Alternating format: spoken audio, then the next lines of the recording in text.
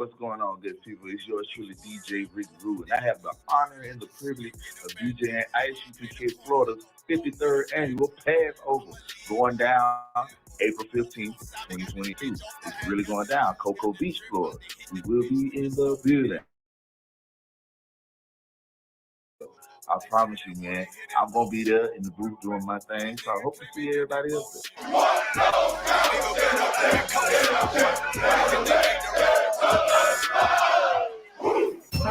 I.S.U.P.K. 53rd Annual Lord Passover. 53rd Annual Lord's Passover is going to be held down here in Florida. It's going down. You're here tonight to get a chance to be righteous enough to be worthy of God. Someone to save you. That's right. It's going down. The Lord's 53rd Annual Passover. When we say we no cowards, we talk that business. We no cowards up in here. Book your hotels now at the Holiday Inn Express and Suites, the IHG Hotel, 301 Tucker Lane, Cocoa Beach, Florida, 32926. Here's a lot of men down. You dealing with the men of war. We at war. I sided with the Lord of war. Come to all your dishes, pots, pans, forks, knives. I kind of like this. This is like an apartment and a hotel. You know what I mean? Yeah. This here right here is about to be holy ground. This is going to be holy ground. All our beautiful, wonderful brothers and sisters from all over the world. You understand? We can boast that now. Brothers and sisters coming not only from every state, but from all over the world. I heard the numbers this year is ridiculous. We had to buy out the whole hotel. Friday, April 15th at the Space Coast Convention Center. My camp undefeated. You cannot debate. You just want the clout. We just want the grades. I'm just trying to get it. This is going to be glorious.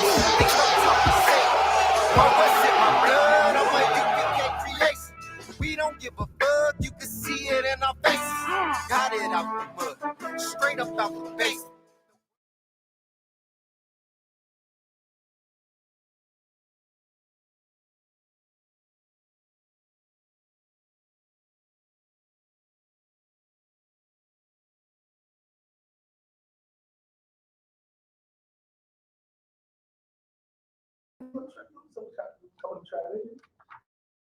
Huh? Me? No. Maybe. Maybe. I heard something. Yeah. Yeah, I got some music. I'm on the mixtape that just came out. All right, we unmuted. All right. Shalom Israel. This is the Israelite School of Universal Practical Knowledge. Started out of 1 West 125th Street, Harlem, New York. Back in 1969, we are under Commanding General Yohanna's Precinct Officer Kazak Damar, I.S.U.P.K. Duval County. We're on 103rd. We'll be here like 2 Mondays out the month. Other 2 we over at Brentwood. Either way, get in class, all right? Right. We'll get into it. I had a couple of questions. Sis, you got any questions? I got a little first. All right, go ahead. I'll go first. I'll go first to, let me see if I can find it real quick. Just had a question about who is Esau, right? Let me get Genesis 11 and 25. We'll start there before we get into maybe a topic. I would hope that y'all just keep asking questions, so I don't have to, you know what I'm saying, go into no topic. You know, I come all the way up here just to teach y'all. I ain't come to do no sermon. I ain't come to preach no sermon. Let me bring this out now. Yeah, like just ask questions. I'll answer the questions. You know what I'm saying? Any question you ever had about the Bible, let's get them out today. If I cannot answer it, Akash or Yama will help me. All right.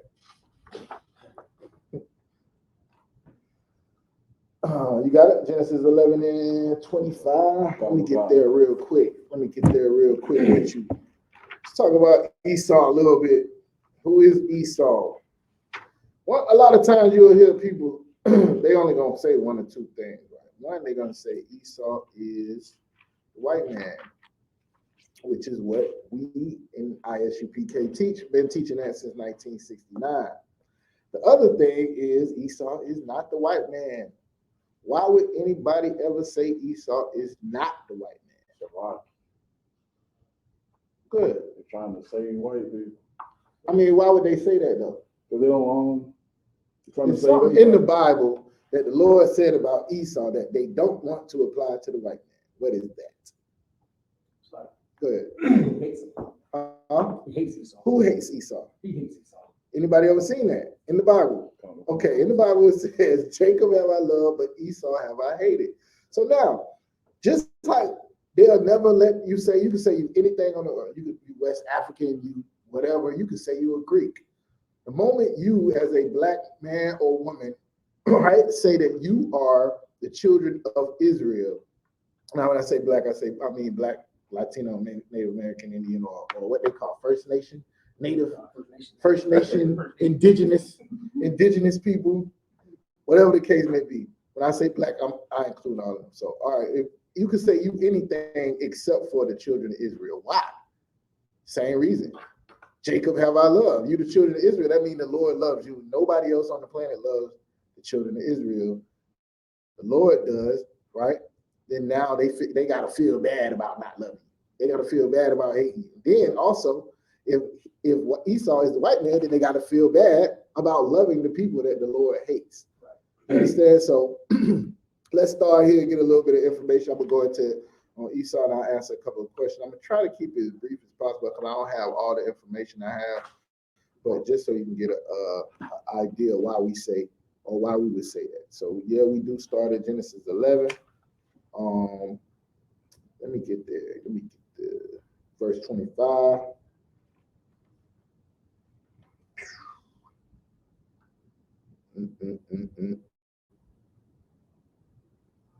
Am I right? Am I wrong? No, Genesis 25 and 25. So like, you was already there? A lot. I was trying to see you gonna go with it. Oh, okay, yeah. All right, so let me get 22, 21. Let me get Genesis 25 and 21. You got me on me on, you got me on cars, either one of y'all. Genesis chapter 25, verse 21. And Isaac entreated the Most High for his wife, because she was barren, and the Most High was entreated of him. And Rebekah, his wife, conceived. All right, so we know this story.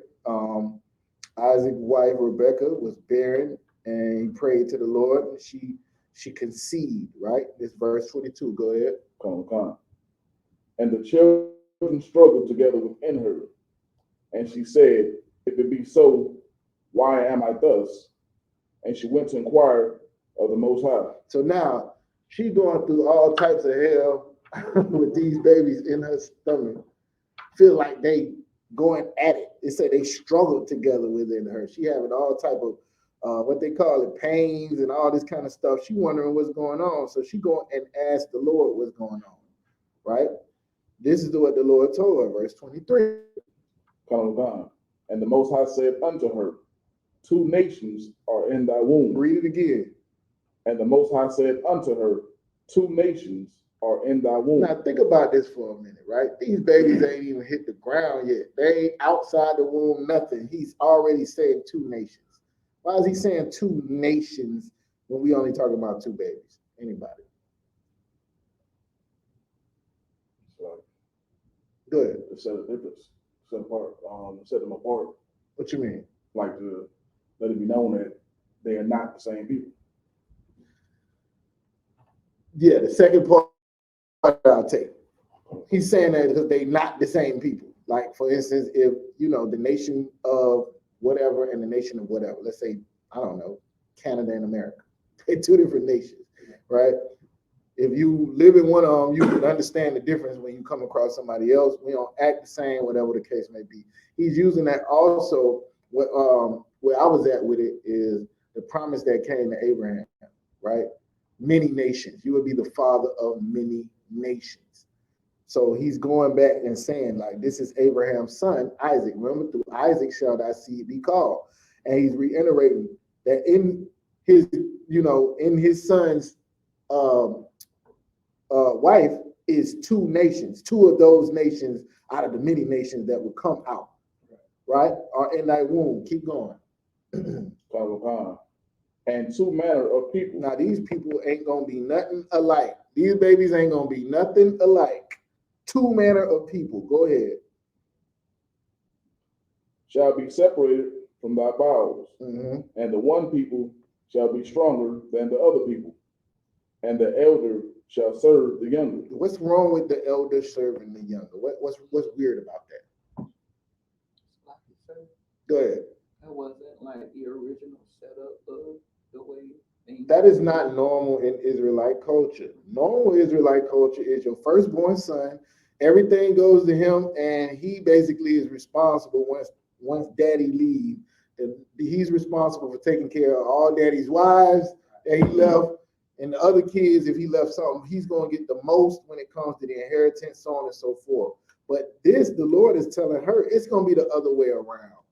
This person, the younger, going to be stronger, and the elder is going to serve the younger. Now, he's already showing that this right here is special. It's something different about this that's going on, and you got to pay attention to like the details in order to understand what was going on with Jacob and Esau. Keep reading. Verse 24. And when her days to be delivered were fulfilled, behold, there were twins in her womb. And the first came out red all over. He came out what? Red all over. He came out what? Red all over. All right, keep going. Like a hairy garment. Any of y'all come out red? Not y'all. Not on this side of it. Maybe some people. Since KJ, I know you ain't come out red.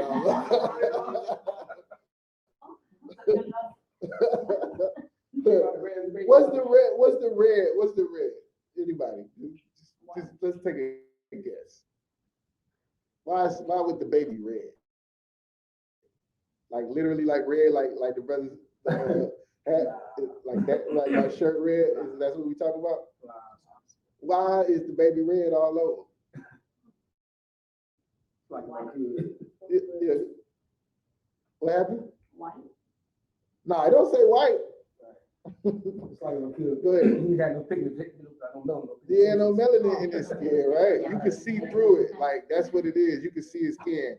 Down here in the South, right? Right. You run across a white man and you piss him off long enough, he's gonna be red all over. That's what's gonna happen. You piss him off. So he coming through and being born, this particular baby came out red all over. Keep going. And they called his name. No, it was some more to that. Red all over. Is nothing after that? Like a hairy garment. Like a hairy garment. Let's get to that part. Yeah, right. Yeah. Like y'all don't see the Bushmen. You know what I'm saying? They used to say this back on the streets. What they said, without a shit razor, the white man looks like Cousin It. You got to shave him down, get some of that hair off him. That's just naturally how he came out. Well, his progenitor, who is Esau, came out that way. And the Bible is describing this not because that's normal, right? We're going to go down and see what it say about how Jacob lived, and we'll see the difference. Right now, it's describing Esau and saying, first of all,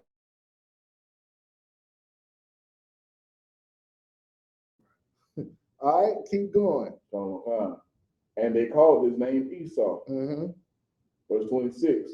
And after that came his brother out, and his hand took a hold on Esau's feet, heel, and his name was called Jacob. And Isaac was 80 years old when she bare him. Y'all see how I said Jacob looked? Right. How did Jacob look? Right. Go ahead. Like like a normal Israelite, like a normal baby at that particular time for these people. It ain't say nothing about how he looked, but it made distinguishing. There's something going on with Esau, man. He ain't right. He red and he hairy. And this is the progenitor, right? So now, keep reading.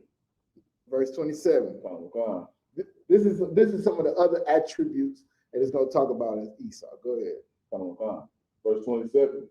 And the boys grew, and Esau was a cunning hunter. He was a what? A cunning hunter. I mean, we got some black hunters here and there. That ain't our thing, though. You know what I'm saying? That ain't our thing. Cunning hunter, like, you know what I'm saying? Like, put deer piss on you to go out and catch a deer. like make certain what they call them things where they bird calls when the birds is in heat, whatever, to go and shoot the turkeys, things of that nature. He just a little extra with it. He's a little better than us at hunting. You know what I'm saying? We be trying. Yeah, right. Ain't caught nothing. Esau, he got traps, right? Know what I'm saying? This is just described as some of the attributes. Keep going. A man of the field. A man of the what? Of the field. Okay. And Jacob was a plain man. Was a what? Plain man. Go ahead. Dwelling in tents. Well, I'm gonna just chill at the house. You know what? I'm good. Y'all, you going on out there with the lions and tigers and bears, and I'm gonna chill right here. I'm gonna be right here. I'm not good. I'm good. You know what I'm saying? So now you can say, you know, what you want about this, but I'm gonna tell you something that's important about this. These are the progenitors of two nations. That's what the Bible says. Now you could place them in whatever nation you want.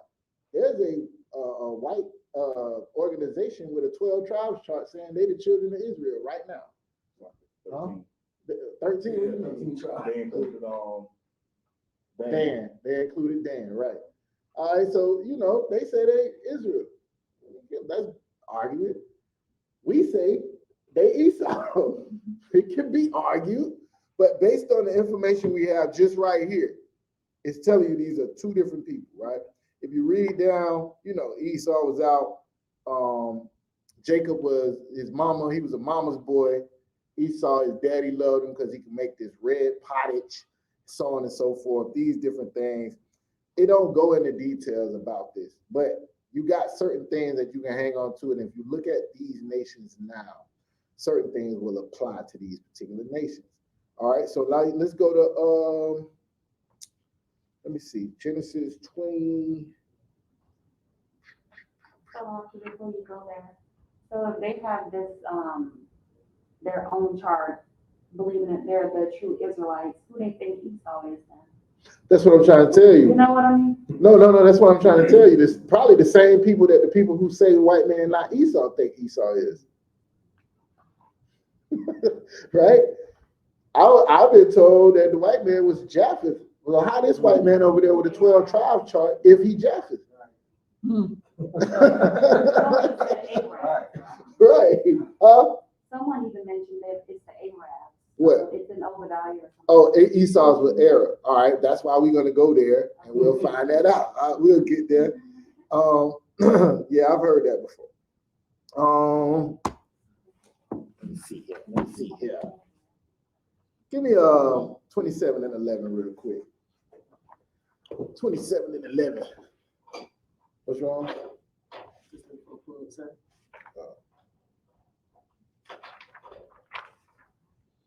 You got me out? Go ahead. Genesis, the book of Genesis, chapter 27, verse 11. And Jacob said to Rebekah, his mother, behold, Esau, my brother, is a hairy man, and I am a smooth man.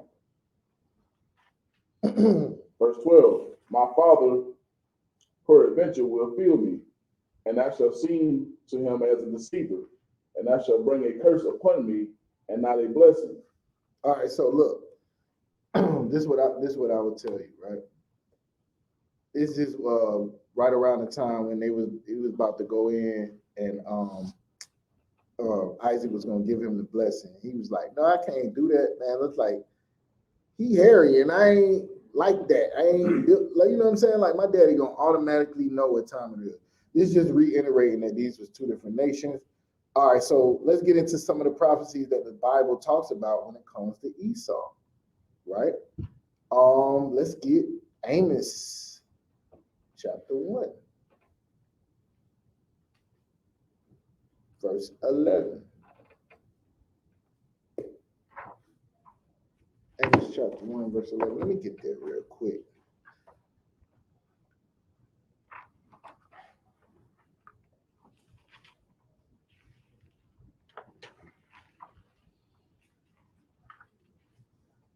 Boy, life get real, you gotta flip them pages for real. Boy. Just type it in. Is Amos in the Bible? Is that even in the Bible?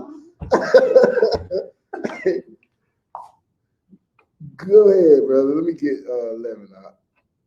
Calm down. Amos, the book of Amos, chapter 1, verse 11. Mm-hmm. Thus saith the Most High, for 3 transgressions of Edom, and for 4, I will not turn away the punishment thereof, because he did pursue his brother with the sword, and did cast off all pity, and his anger did tear perpetually, and he kept his wrath forever. Right. So now, when it's talking about this, it's talking about those people that we was just talking about. It was talking about how Esau was mad with his brother their entire life. But as you continue to go through the Bible, you'll see that these people's hatred, remember, they 2 different nations. It went from being one man's hatred against his brother to one nation's hatred against another nation. Everybody follow what I'm saying, right? I don't like you because my daddy ain't like your daddy. My granddaddy ain't like your granddaddy. I don't like you. And it stays that way all through the Bible. There's no point in time. Now, you will come across times in the Bible where Esau and Jacob actually linked up for the sake of they had a common enemy and they went to war with each other. That's crazy. Only time we can come together is like, yo, you know, that's still going today. You know what I'm saying? I'll fight my brother, but you better not touch him. You know what I'm saying? You know what I'm saying? Let me get him. You know what I'm saying? So, but my point is, all through the Bible, you'll continue to see this. Where's the one where it said perpetual hatred? Is that another one? No, that's Obadiah, right? All right, we'll get there. Let me get Ezekiel 35 real quick. Ezekiel 35. Can you give me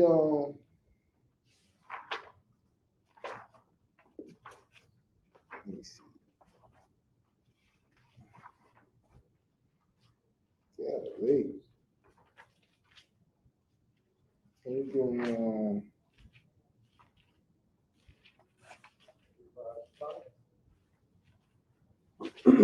I'm looking to see if Mount Seir is in the Bible. I mean, in the Bible dictionary. So I can check that out for me.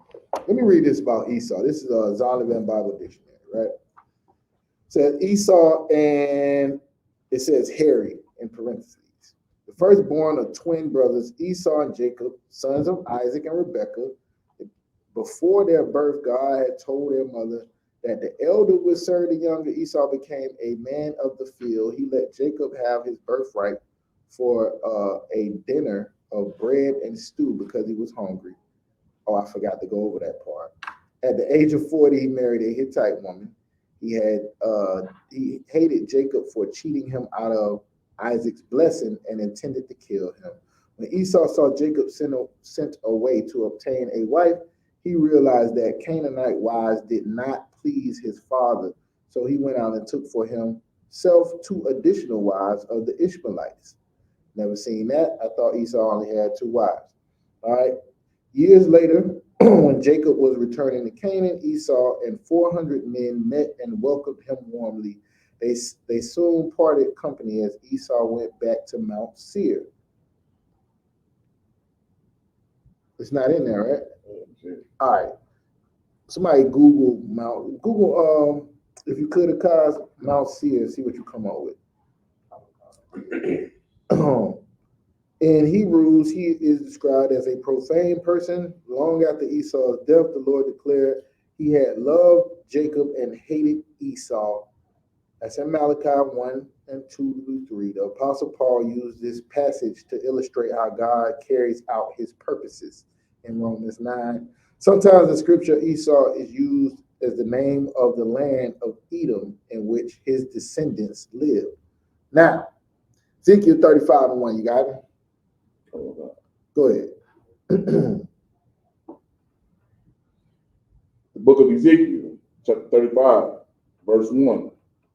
Moreover, the word of the Most High came unto me, saying, Son of man, set thy face against Mount Seir. Against what? Against Mount Seir. Son of man, set thy face against Mount Seir. You got Mount Seir for me? You got it on 35%. Huh? I'm talking about the dictionary, but talking about the scriptures.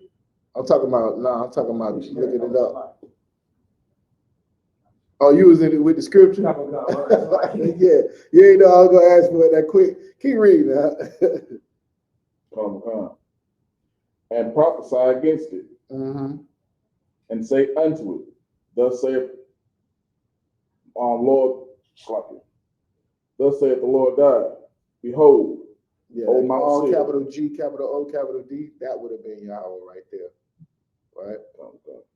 Okay. Behold, O Mount Seir, I am against thee. Now, why is he telling him to prophesy against a mountain or a land? What's wrong with the land? What's wrong with the land? What did the land do? So he's talking about not the land, the people. The people, right? If the Lord sent a prophet to prophesy against America, what did America do? The land. Oh, you about to wrap it up? You like, let's get the checklist going, right? They did that. Right. It's the people he's talking about. Who were the people of Mount Seir? We just read it was Esau, right? Does it tell us where it's at? The common content region, it's like because it's ancient Mount Seir, ancient biblical name for the mountainous region stretched between the Dead Sea and the Gulf of Aquila, the northwestern region, Edom, the southeast of the kingdom of Judah. It may also have marked the older historical limit of ancient Egypt and Canaan. Canaan. So is it in Africa? The land of Canaan is called. Let me look this up.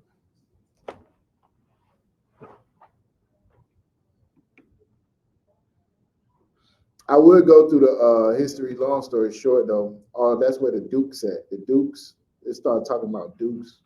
And you know, it's only one nation of people that called themselves Dukes. Genesis 36, right? Genesis 36. Let me see if it's there. I would say it's in Africa. Well, at the time, the land of Canaan was Egyptian, which is African. So I see what we call it now would be Africa. Is that correct? Did you say that? Yeah, you could. That land right there was inhabited by a lot of different people, though. I thought it was going to give me something on the outskirts. You know what I'm saying? That's what I was looking for in the land of Canaan. All right, so let's do this. Genesis chapter 36. Let's go there.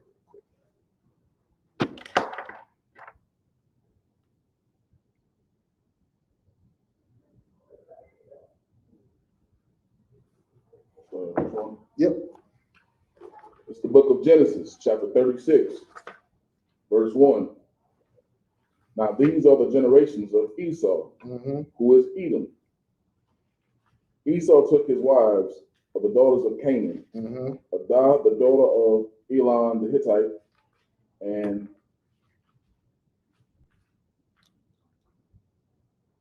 you ain't got to worry about it. Not even important. Aholabama, whatever. Yeah. The daughter of. Good job. The daughter of Zibian, the Hivite. Yeah. And Bashamath, just in case you try to run into, Edomite culture, you know what I'm saying? I'll just show you that, Esau had multiple wives as well. Just keep going. All right. And Bashamath, Ishmael's daughter, sister of. Let's get to his sons. Give me verse 6. Come. All these crazy names, man.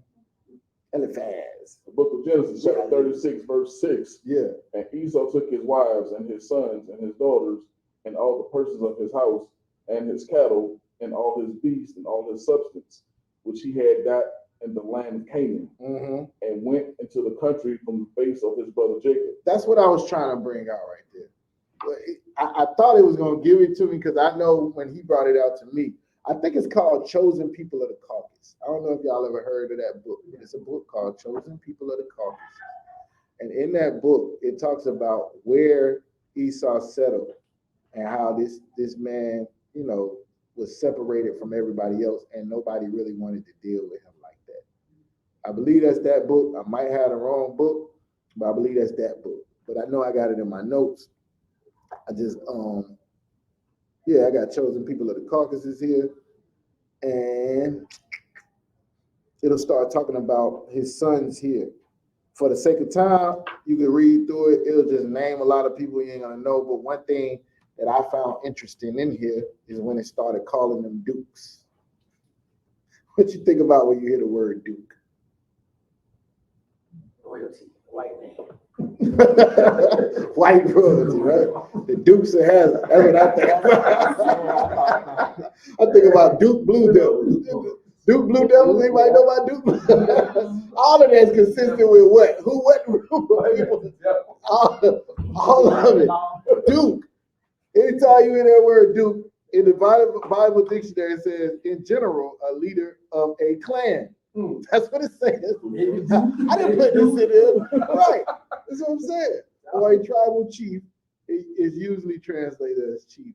But my point was, when they translated it to Duke, when I seen that all through there, I was like, yeah, that's Esau.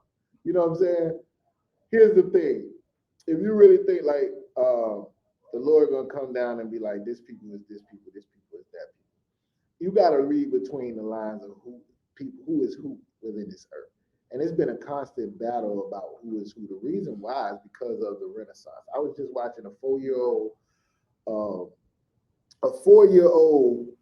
class that Captain Kazazar did about King James being black, right? And he was talking about the Byzantine Empire in Eastern Rome and how the black people was ruling over there. And then you had the West Side where the white people were ruling and how they fought. And it was called iconoclastic conflict, something of that nature. I don't remember the name right. But anyway, the point is, once the white people got control, they changed everything to being white.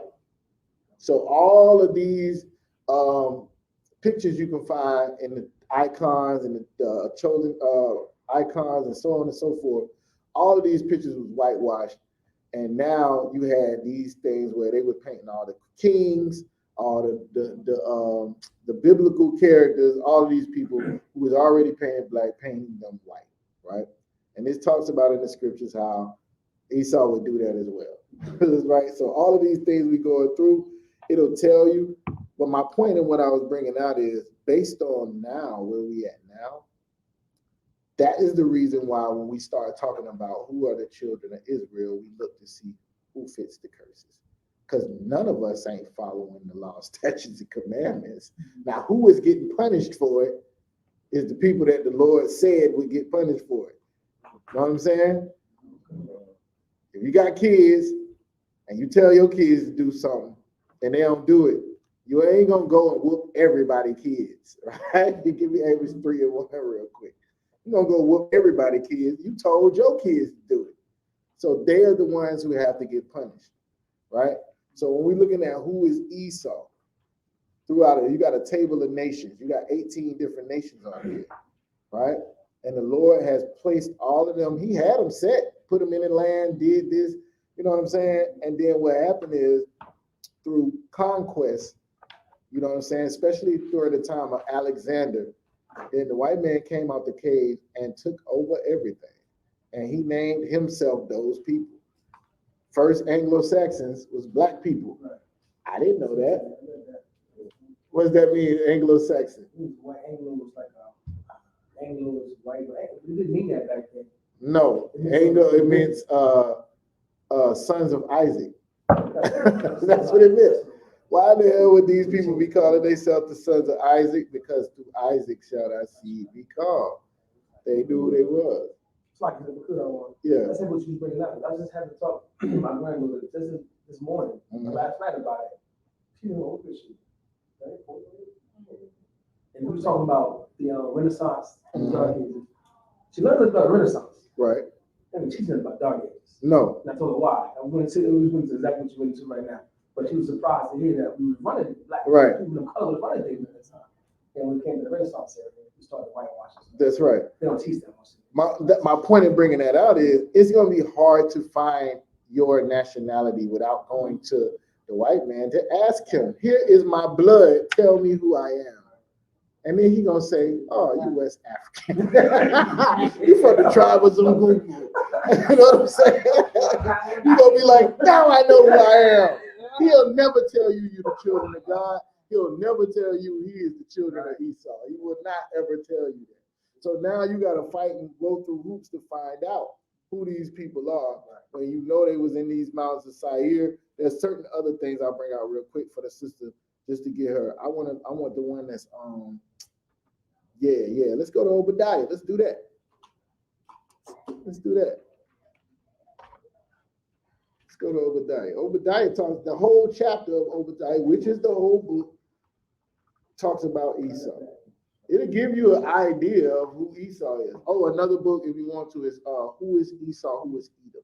That's another book. Who is Esau, Who is Edom? It's a white man telling you that the white man is Esau. But he's talking about all white men but his family. You know what I'm saying? Like, now me and my people, but you know, he throwing it on other white people. I had to stop reading it. Oh, you read that book? Pretty much beefing with each other. Yeah, he beefing. He said them white people over there is Esau, not us, not me. Didn't he claim to be like a true Israelite or something like that? That's what I'm saying.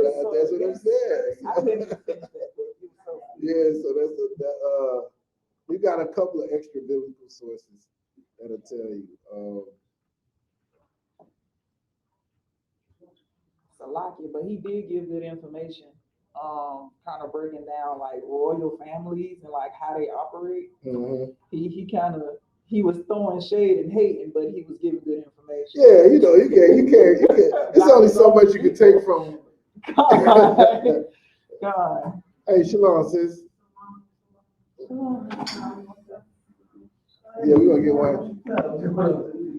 Hey, sis, if you could, hey, can you bring that chair on this side? Y'all can slide in a little bit.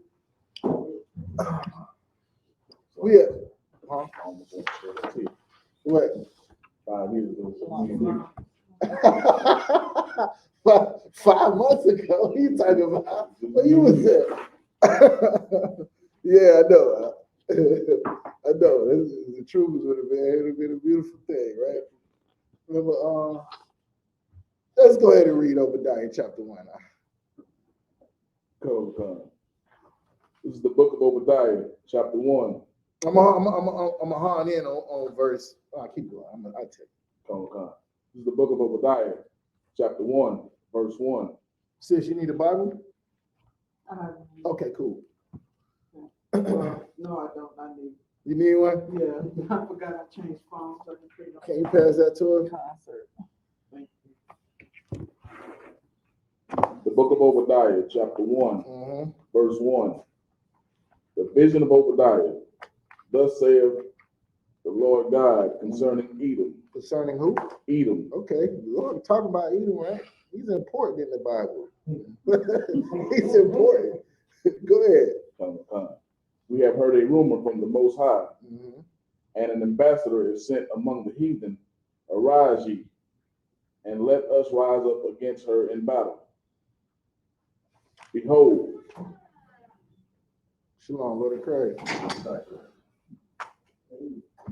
Behold, I have made thee small among the heathen. Now he's talking about Edom, right? Are you talking about Esau? I have made thee small among the heathen. Keep going. Thou art greatly despised. But thou art greatly despised. So now we got a people on the earth, right? They despise. They among the heathen. They small among the heathen. Most High in Christ. Hey man, get that brother your shirt, man. Go get it. You got another shirt? Yeah, I got one, sir. Huh? No, you ain't got no all black though, right? Not black on black. Yeah. All right, never mind. All right. Go ahead. Go. Verse 3. The pride of thine heart have deceived thee. Thou that dwellest in the clefts of the rock. Shalom, Lord of Christ. Thou that dwelleth where? In the clefts of the rock. Thou that dwelleth where? In the clefts of the rock. What people you know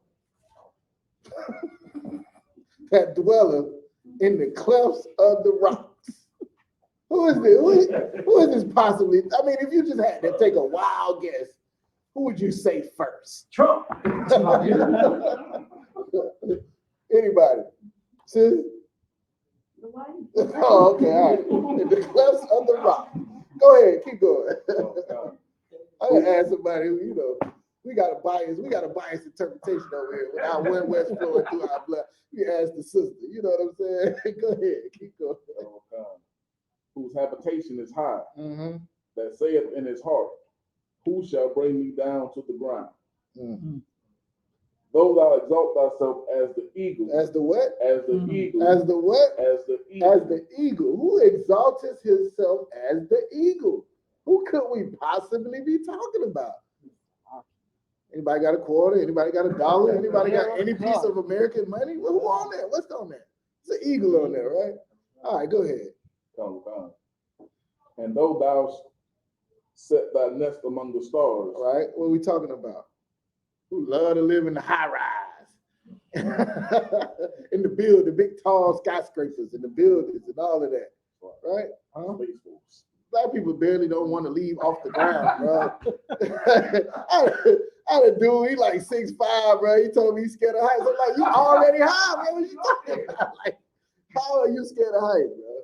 This is not talking about us. I know that. It's talking about a certain group of people, and this is talking about Edom as a people. I set thy nest upon the stars. Keep going. Thence will I bring thee down, saith the Most High. Verse 5. If thieves came to thee, if robbers by night, how art thou cut off? Will they not have stolen till they had enough? If the grape gatherers came to thee, would they not leave some grapes? So what that mean, right? What this talking about, if somebody came and stole something from you by night, right? Would they'll just normally just grab what they can get, right? This particular people wants to get every single grape off the damn grapevine. Who this remind you of? Like, come on, like you ain't do enough to us. You ain't take enough from us. Haven't you done enough? And you still want more. It ain't enough.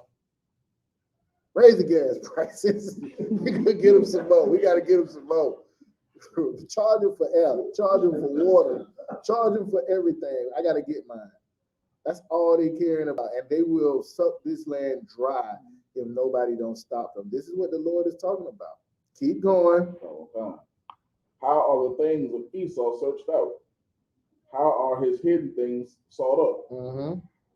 All the men of the Confederacy. All the men of what? Of thy Confederacy. When you hear that word, what you think about? We just keep going to look. Let me tell you something. The Lord is black. He got similes, he got metaphors, he got bars. You understand what I'm telling you? The Lord got bars. He's telling you who he talking about right here in the Bible. You know what I'm saying? Keep going. Hey, look up T-Mine for me, if you could. You can look it up in that Zondervan's right there, see if it's in there. T-E-M-A-N, see if it's in there. German. I like to check these people out. Let me see. All the men of thy Confederacy have brought thee even to the border. The men that were at peace with thee have deceived thee and prevailed against thee. They that eat thy bread have laid a wound under thee. There is none understanding in him. Shall I not in that day, saith the Most High, even destroy the wise men out of Edom? So the Lord is prophesying through Obadiah that he's going to destroy Esau and Edom. Now, why would he do that? What they did, he already told you. Keep going. And understanding out of the mount of Esau. And thy mighty men, O Teman, shall be dismayed. Stop right there. Who is Teman? What is that? Go ahead. The Germans are. What it say in the Zondervan Bible dictionary? It's like it said, a grandson of Esau, to an Edomite chief, a city in the northeast part of Edom. Right. What made you say they the Germans? That's why I learned in Philadelphia, so that it was the Germans. I know. I'm saying, what source though did they get that from? Where that come from? The only reason I'm asking is because it's a sister, right, who's visiting the classes who want to know about Esau. So, like, I could just tell y'all anything. If I tell y'all the sky is purple, what color is the sky? Right. Y'all soldiers. You understand? So I'm trying to get his sister some sources that she can go back on her own time and check to see whether we right or not. You don't have it, do you? Basically, the knowledge I got from that was like the Germans were the smartest people of the white man, you know, and that's why the Bible pointed them out for their wisdom, because of the things they created and stuff. But Teman is basically the nation of Germany. All right, I'm gonna go with what Thumayum say. You know what I'm saying? He was in the land of the generals. You know what I'm saying? All right, I know I was taught something about it, but I all my information on the extra biblical sources I don't have with me. I just got scriptures. You know what I'm saying? That's what I brought. So that's why I was trying to figure out what books that is. But yeah, that's Esau's grandson was named Teman. Now they talking about this whole land, right? Read verse 9 again. Book of Obadiah, chapter 1, verse 9. And thy mighty men, O Teman, shall be dismayed, to the end that every one of the mount of Esau may be cut off by slaughter. So the Lord ain't playing with these people. When he say he hate them, he really do hate them. Let me tell you why. Verse 10. For thy violence against thy brother Jacob. So these people, whoever they are, have committed great violence against the Lord's people. They have created great violence against the children of Israel. Who has created more violence against the children of Israel more than the white man? Anybody? I mean, golly, it's like, so for thy violence against thy brother Jacob, keep going. Shame shall cover thee. Shame shall cover thee. Go ahead. And thou shalt be cut off forever. All right, there you go. Now, y'all don't be out here boring no Edomites, all right? Let the Lord abhor them Edomites. All right. Give me 2nd Ezra 6. You see one that Ezekiel 35:5? Yeah, that's what it said. 35:5, that's what that was. I thought we went there. 35:7. Yeah, let me get that. Wait a minute. Oh, yeah, we read a little bit of it. Where we stop at? We stop at verse 4? Yeah. 35. We went there. Started on 1. Yeah, just read verse 5 real quick.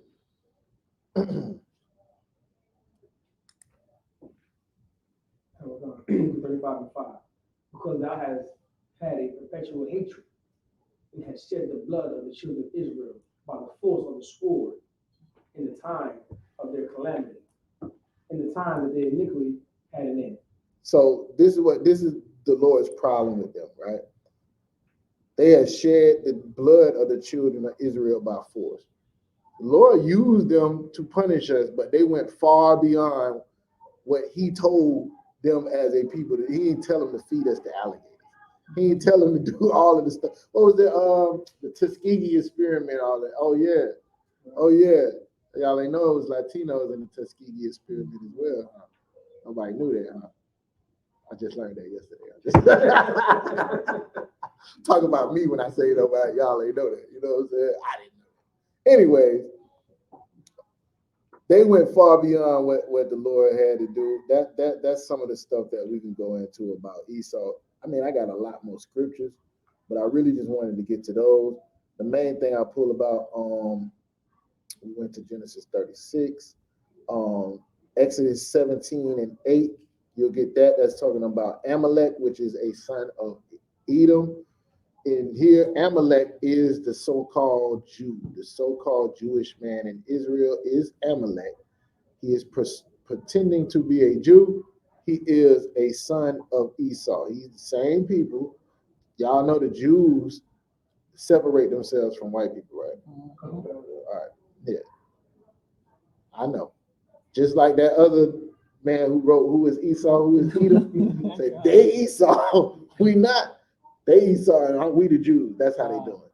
It's the same way. They'll tell you that other white people are Esau, but they'll just say that they different. All right. Let me see. Let me get out of here. Unrighteously, remember Amalek. This breakdown I got, it just goes into Amalek, and then I go to Revelation. I think I want to stop there. You can give me Isaiah 63. Go ahead. You mentioned second Ezra. What were you going to say about that? Oh, the good news. The good news. Let's go there real quick. Second Ezra, chapter 6, verse 8.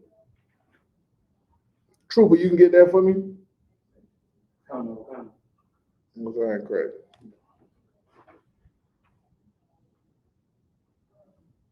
Second Ezra, chapter 6, verse 8. And he said unto me, from Abraham unto Isaac. What about Ishmael? When Jacob. Read it again. And he said unto me, from Abraham unto Isaac. Remember I said the Anglo-Saxons, they translated to the sons of Isaac. It's important. Go ahead. When Jacob and Esau were born of him, Jacob's hand held first the heel of Esau. This is going back to Genesis 25, where we brought. Keep going. This was symbolic of something that was going to happen in the future.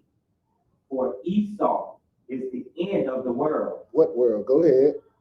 And Jacob is the beginning of it that follows. So it's like we holding on. That's why you hear fake Israelite groups be like, we got next and stuff like that. What they basically saying is it's time for the Lord's kingdom or the children of Israel to rule over this earth once Esau's throne is taken down. It talks about that all through the Bible.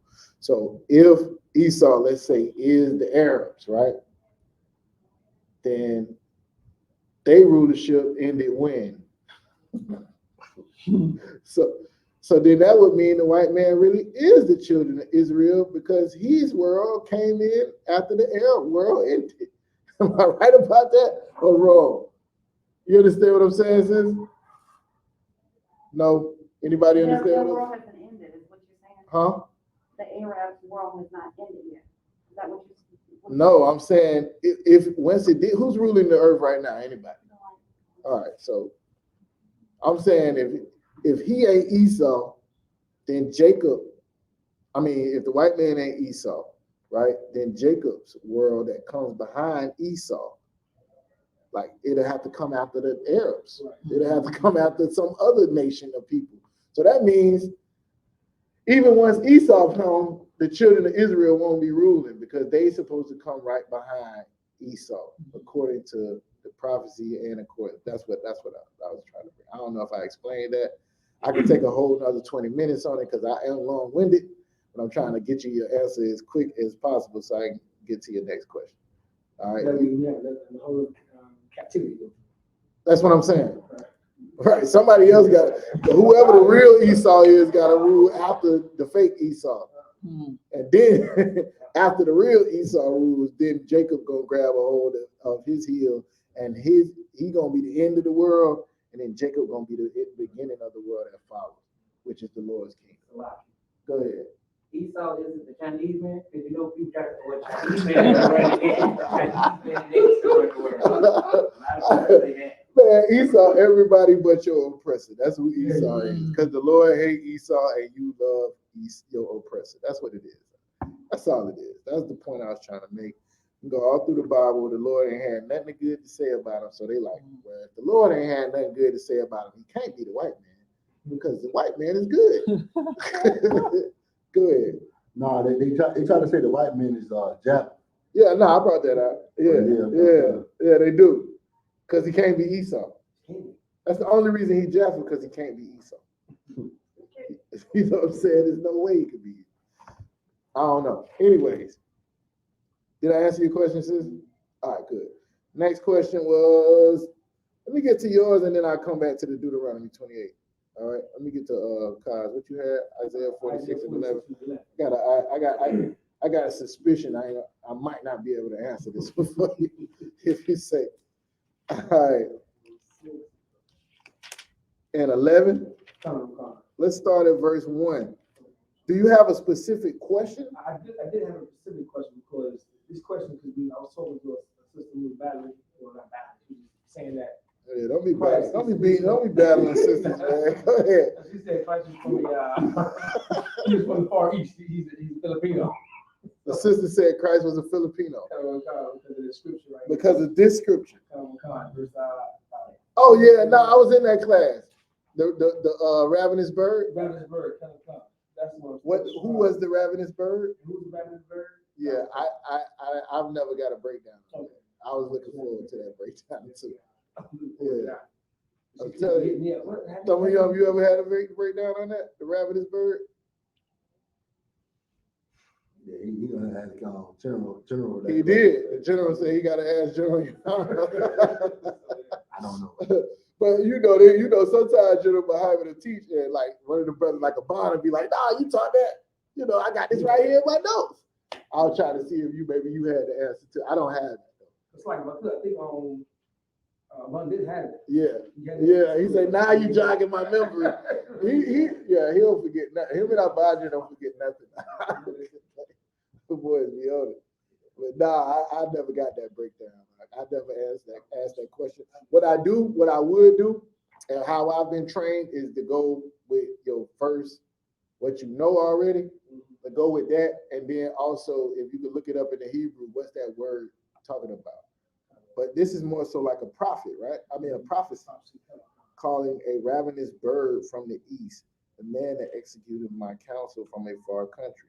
I don't know how this end up being a Filipino. Anyway, either way, it don't got nothing to do with the Philippines, but I don't know. I'm not gonna make up nothing because we don't do that. Right?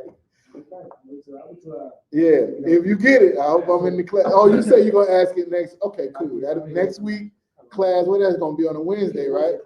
Wednesday, General Muhammad will be down here, Florida, teaching the class next Wednesday.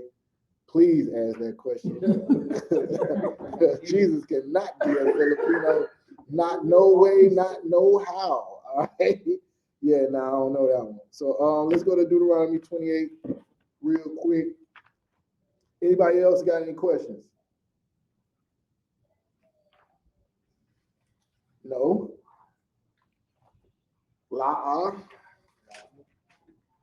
Scholars.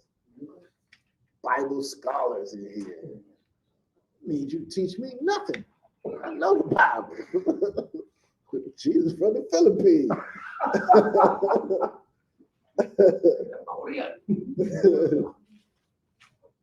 He's Chinese.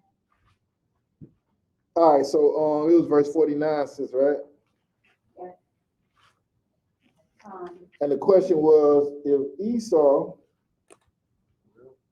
spoke Hebrew just like we did, how would it be a nation that we didn't understand? All right. Or a nation that's even like the beginning of that verse. He shall bring a nation against thee from afar. But if Jacob and Esau was right there in the womb, that's not from afar. So I was confused about that. Okay, so what you got to do is the timeline. Moses, right? was generations down the line from Jacob, right? It wasn't like granddaddy. How many generations it was, I can't put a number on it right now. If anybody know the exact number, they can say it. I just know it was like great, something of that nature, right? We talking about the whole time from the time when they came out of Egypt. I mean, you got the wilderness, you got Joshua, you got who else? You got the judges, you got all of these different, and then you get the, hold on, wait a minute. Moses was before Joshua, but you got in between, let's go to it. It's in the Bible. I know it's in the Bible. I know it's in the Bible. Before you get to Deuteronomy. What was the first? Oh, she was at Deuteronomy 28 and 49. The question was, in Deuteronomy 28 and 49, go ahead and read it for me. Go ahead, Thamaya, you had something? No, what I mean, like, my understanding, like, when it says a nation from far, that's America coming to get us from Africa, and America is like a whole nother nation of Esau with a whole nother tongue. You know what I mean? Yeah, but America wasn't even America then, per se. Yeah. You know what I'm saying? Yo. Could it be related to the Europeans and then also mentioned in America just because it says eagles in that verse, but knowing that America descended from the European nations? Yeah, I mean, no, the brother was right on what he was saying. I was just trying to correct on a minor detail that, you know what I'm saying? When you in a class environment, anything you say that's off. Like, for instance, when I just said Joshua, right? Everybody, I believe, in here would know that Joshua comes after Moses. I misspoke, but if I didn't clear it up, somebody could take the video and say, look, this nigga don't even know where Joshua lived. You understand? So you have to clear up every small thing when you're in a classroom setting. Even though if we was talking amongst each other, I would know exactly what he means by what he said. So that's the only reason why I said that. But here's what I'm saying. The timeline from the Exodus, you have you got Moses lead them into the Exodus. And after this, you have them going, before he went into the land. Hold on 1 second. These are all prophecies in Deuteronomy chapter 28, which is things that will befall the children of Israel at a later time. So it's not like this is going on during that time. But even Moses wasn't during Jacob and Esau's time, right? You got to think when Jacob and Esau was in the womb, there was no Israelites. They didn't even exist. So we're talking about Jacob's 12 sons having sons and daughters and so on and so forth. So by the time when we get into Moses, you have different tribes that's coming out of those 12 sons that Jacob had. That's how long it was. You see what I'm saying? So by then, Jacob and Esau wasn't on the same time. We read earlier, remember he went to Mount Seir, he went to other different places, lands of afar that was not given to them. And this was during the time where the Lord was giving the Israelites land. And for the most part, he was moving Africans out the way to do that. You know what I'm saying? So like if we go to Deuteronomy 7, let's get Deuteronomy 7 real quick. 7 and 1. Matter of fact, we're supposed to read the script first. You got to Deuteronomy 28. One of y'all give me Deuteronomy 28 and 49 real quick. Go ahead. Deuteronomy chapter 28, verse 49. Slide. You want me to start a few verses up? Nah, just 49. Verse 49.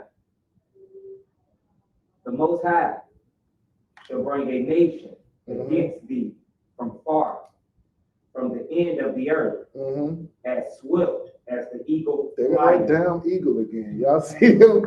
He's showing up. Who is it talking about, sis, with this eagle, man? What's going on with this eagle? It was talking about him in Obadiah, wasn't it? All right, so this got to be symbolic for Esau. I mean, if you just put the pieces together, if you connecting the dots, He ain't say it, but he said it. All right, keep going. A nation whose tongue thou shalt not understand. A nation of fierce countenance, which shall not regard the person of the old, nor show favor to the young. And he shall eat the fruit of thy cattle. All right, so this is talking about the curses, right? This was one of the curses, that the Lord was going to send a nation from afar, right? A nation from afar. Hold on one second. From the end of the earth, as swift as the eagle flieth, a nation whose tongue thou shalt not understand, right? If you had to take a wild guess, who would that be? We know who it is, right? We ain't got to go there. All right, yeah. So if you go in Maccabees, it'll talk about it in Maccabees. Now, we was under other captivities prior to that. We was under the Babylonian captivity, the Persians, the Medes, you know what I'm saying? But then when Alexander came, it was a whole nother deal. I did a lecture called The Kingdom of Heaven is Black Supremacy. Boy, Alexander said, there are many worlds I have not conquered, yet one. So while black people trying to run the hood, they trying to run the block. Alexander was trying to conquer worlds. That wasn't something that that's not Israelite culture. That's not nothing that we was taught. The Lord gave, everybody had their little the land of Moab, the land of this person, the land of that. This dude came out and tried to take over everything, which was unheard of since the history of niggerdom. You understand? Like, it didn't happen that way. And this is a nation that came from afar, as swift as the eagle fly, who we did not understand, right? Hold on, did it say something about you speaking, or whose tongue you shall not understand? Right now, if I tell you to spell there, how do you spell it? That was the point. That's the point. We don't understand English. That's why we don't speak it. We try, because that is the language of our oppressors. That's why if you like, the proper way to say water is water. Don't nobody say it like that. You know what I'm saying? Like, and if somebody say it like that, you're gonna look at them like they're crazy. What I'm saying, my point is, it's no different than the French conquered Haiti. Haiti speaks a version of French. They call it Creole, because it ain't French. It's close. We don't understand that language like that. If you go to Spain, they don't speak the same Spanish they speak in Puerto Rico or Mexico. It's not the same. Something different about it. We speak in the language of our oppressors now, but we really don't understand it. And this is why when we read things in the Hebrew, even the way it's translated, you know, they say that the scholars say that the King James Version is the best translation. And even with that, some of the words don't even really be what it is in Hebrew. You got a whole thing at the beginning. What's that? Ecclesiasticus 1:1. 1:1. The prologue. Yeah, that's what I'm talking about. Let's get that real quick. Ecclesiasticus 1:1. This is in the Apocrypha. I got it, sir. Yeah. Some people will call it, what they call it? Yeah. Ciroc boys in the building. I got the original meaning to read. Yeah, go ahead, read it up. Ecclesiasticus 1:1 in the middle. For the same things uttered in Hebrew and translated into another tongue have not the same force in them. You see that, right? The reason why I'm bringing that out is, in our language that we spoke in Hebrew, it was a lot better to understand. This is why you got to get context too. Because like, if it say a virgin shall bear a child, a son, and y'all shall call his name Emmanuel, that can mean a lot of things in Hebrew. If you even go into the Strongs, you're going to get like 4 or 5 definitions for what that word means, and an A and a B and a C up under it. Some Hebrew words have different definitions, right? And based on the way it was used, you know what it was talking about. because the words was or because the language was figurative and so on and so forth. In any of these other languages that was used by our oppressors and the other nations, we don't understand them. So that could have been talking about African. That could have been talking about, what do you say, Chinese people, Moab. It could have been talking about any of these nations. But the reason we know why is because we know our dealings with the white man. That's why we would say the white man. But prior to us being to the white man, it was other nations that was oppressing the children of Israel as well, and we didn't understand them either. All right, so it ain't just Esau, but it is Esau. You understand what I mean? That prophecy happened to us with the Babylonians, with the Persians, with the Medes. That's why even we got an Assyrian Hebrew now. You know what I'm saying? This text that's in this Tanakh is not the original Hebrew text. The Israelites had, just like we speak in English now, we write in English now, they spoke, when they was under the Assyrians, they end up with a whole different text than what we was actually reading and speaking before that. So even in our first captivity. So let's talk about that as well. So, Laki, what were you reading? You said 1 and 1. Ecclesiasticus, or they would call it Sirach, 1 and 1. Yeah, it's a little further down. In the It's in the prologue. Yeah. Oh, okay. Yeah, so that's a long, it's like a long one, right? Yes, it's a long one. He just went right to the part, but that's where it's at. It's right there. So to answer your question, it wasn't just talking about Esau. It was talking about all the captivities. We just familiar with that one because we in America right now. That's the one we would relate to. That's the one we would talk about. All right. Good. According to what you're saying, can you actually bring that out as far as what you're talking about? As far as language, we don't know. Our children not understand. That's why we fail a lot of our tests our children take. They don't understand really the language of Esau. Right. As we did. We failed a lot of the tests because I don't know how they speak. You ever had a conversation with a Moor? Last week outside. Yeah, you did, right? You know how they be breaking down words? It kind of get on my nerve a little bit, but some of that stuff be right on with the way language is. And nobody speaks it in that manner. The law, the Constitution, all of that stuff will speak in a manner that you have to literally know this language to understand. This is why you got to go get a lawyer. Really, if you understood the language, you wouldn't even need the lawyer. The lawyer goes and studies the law. So what are they really saying? They ain't saying it. Go ahead. They multiplying their words. And they speaking it in a language that only everybody don't understand. The layman won't understand. Yeah, that's exactly right. When we remember what they had, I know it was in Florida. It was called the HSCT, the FCAT, all of these different, and it just wasn't getting the comprehension part of. We would do okay in the math because math don't change. Right. But in the language and in the English and all of that, we would always do bad in that because this language we do not understand. So yeah, you could use that. I would use it more at camp than in a classroom setting because it'll be easier to understand. Any other questions? I want to learn about it. Go ahead.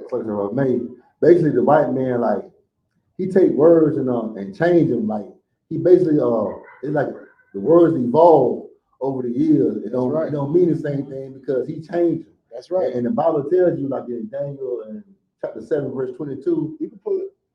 All right. Chapter 7, verse 22. How he'll change times and laws and things. Yeah. That's what he do. That's why he's the devil about this piece of. Daniel 7:22. Like this, Daniel 7:22. I got a precept book in here, man. Throw my young boy. Hey, listen, go ahead. I don't be knowing where nothing at in the Bible. Know what it say? Go ahead. Daniel 7:22. Until the ancient of days came, and the judgment was given to the saints. That might be 25. No, just keep reading. Okay, coming on. Until the ancient of days came, and the judgment was given to the saints of the Most High. And the time came that the saints possessed the kingdom. Verse 23. Thus he said, the fourth beast shall be the fourth kingdom on the earth, which shall be diverse from the kingdoms, and shall devour the whole earth, and shall tread it down and break it into pieces. Verse 24. And the 10 horns out of the kingdom are 10 kings that shall arise, and another shall arise after them. And he shall be diverse from the first, and he shall subdue 3 kings. Long story short, you got a bunch of nations, then you got a nation coming up out of it, right? All right, keep going. Verse 25. And he shall speak great words against the Most High, and shall wear out the saints of the Most High, and think to change times and laws. And they shall be given into his hand until time and times and the dividing of time. So now, this is why you gotta have like people arguing about what day is the Sabbath. Is it, you know what I'm saying? People say the Sabbath on Wednesday. People say the Sabbath changed from month to month. People say this, that, or the other. It's all because now we under a Gregorian calendar, which was given to us by our slave master, our oppressors, so on and so forth. But don't worry, when our King Yahushua is back on the throne, he'll tell you niggas when to keep the Sabbath. All right? So, just show up. Just get to the kingdom first, and we'll worry about that. Right now, we're gonna do the best I can to rehearse the righteous acts. Like I ain't got as many lambs as it's telling me to bring to the pass. But I raised myself without a spot or a blemish. Might have to go buy some from the white man. Who knows? You know what I'm saying? But the point is to remember when the Lord destroyed our enemies because we cried out to him for our oppression. Everybody understand that, right? Yeah. All right. Any other questions? No. No. All right. So now I'm just gonna give y'all a spiel, then y'all just gonna sit there and listen to the spiel. All right, cool. Let's go to 1 John chapter 5, right? Let's talk a little bit about love and hate. I have heard it said that the I.S.U.P.K is a hate group. Anybody ever heard that before? Heard that before? You're a hate group. You know why they say you're a hate group? Because Jacob have I loved, but Esau have I hated, right? Nobody else pulled that out the Bible. Nobody else pulled that out the Bible that the Lord hates. You know what else? You know another reason why you're a hate group? Do not thou hate sinners? Nobody else told you that was in the Bible. We're pulling out all the things the Lord, there's 3 things the Lord hates, right? That's what the scriptures say. We'll pull out the things that the Lord hates and we'll point it out to the world because God is love. God is all love. God don't hate nothing, right? Let them tell it. And then you look around and find out why we in the ghettos, barrios, and on the reservations, and you'll see that the Lord hates when you disobey his commandments, right?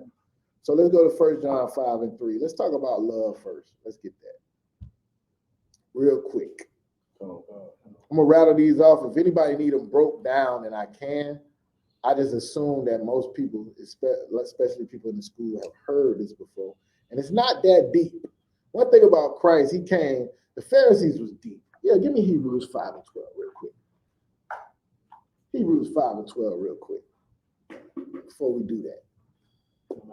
You meet people, right? Especially church folks. Church folks get on my nerve, right?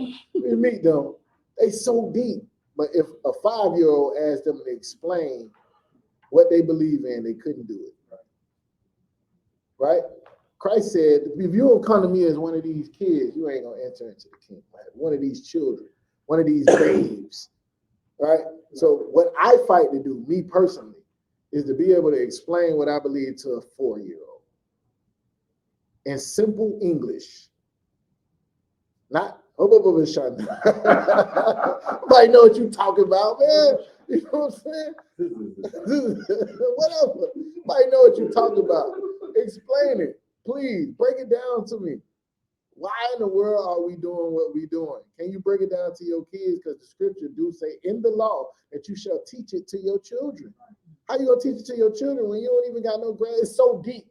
You don't understand it as a grown person. And you're supposed to be able to teach it to your kids. Let's teach kids love and hate. Love is not hugs and bubbles and kisses and all of that. That's fine. Those are emotions. You know what I'm saying? As an emotion. But even when you hear Esau, they say what? Love is not a word, it's a verb. It's an action word or whatever they say, however they say it. Love requires you to do something. right? So let's go into the Bible and see what the Bible says about love real quick. Unless y'all got any questions. Hebrews 5 and 12, let's get that real quick first before we go. Go ahead. Hebrews chapter 5, verse 12. For the time ye ought to be teachers, ye have need that one teach you again. So there is a time, like right now, where we should be teaching our children, we should be teaching our brothers, we should be teaching our wives, our sisters, how to serve God, how to please the Most High. There's a problem though. Right now, when we in that time, if you look at the ghetto, the barrios, the reservoir, you will see that don't nobody need to learn more about the Most High than us right now. But the problem is, we being taught every Sunday inside that church how to serve God. You know what they telling you? Come to church, pay your tithes, come to Bible study, give a pastor appreciation offering, and nothing else. That's it. You ain't learning how to really properly serve God. How do you prove that you love God?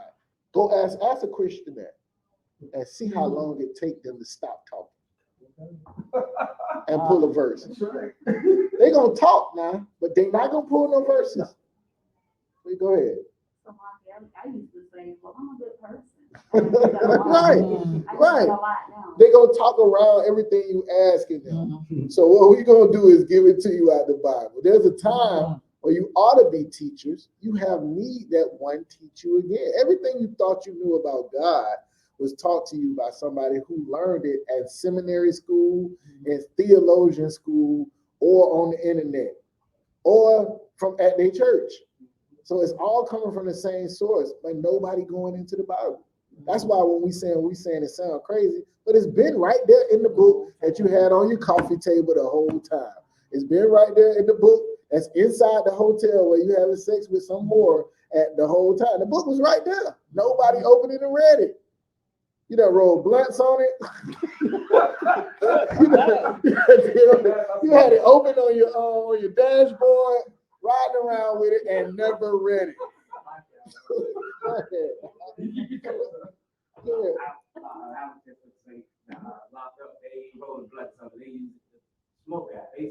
Oh, they smoke with the Bible papers? Lord have mercy. Good night. Good night. Anyway, my point is, you don't know the Bible or how to please God because you ain't never heard nobody bring it to you out according to the Bible. It says you have need that one teach you again. Now, what they need to teach you? All this deep stuff, how many heavens it is, what's the Most High's real name in the ancient Hebrew, how many different attributes the Lord got, all of them things, right?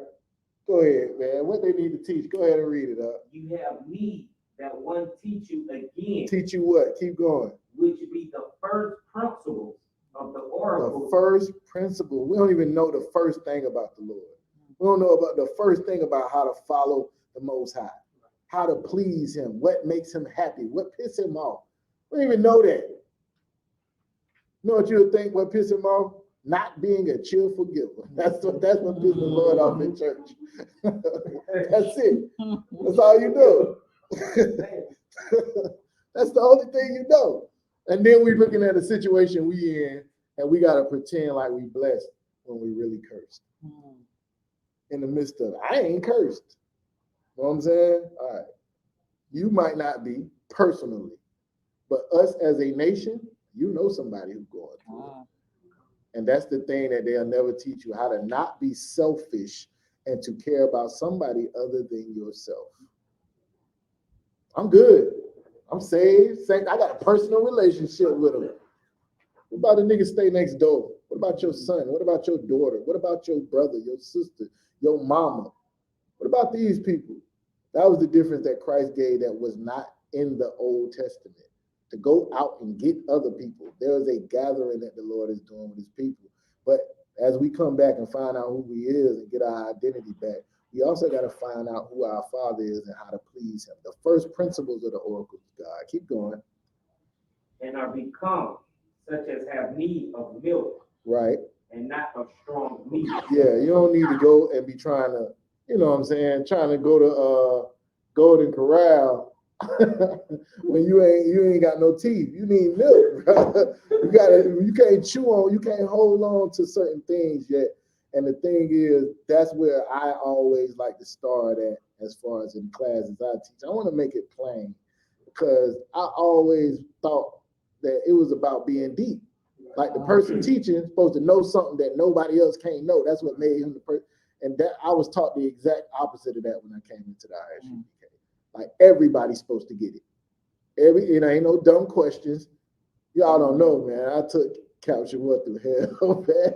So what about this? Well, what about that? Well, what about this? I don't understand. That's what we is, right? That's what we do.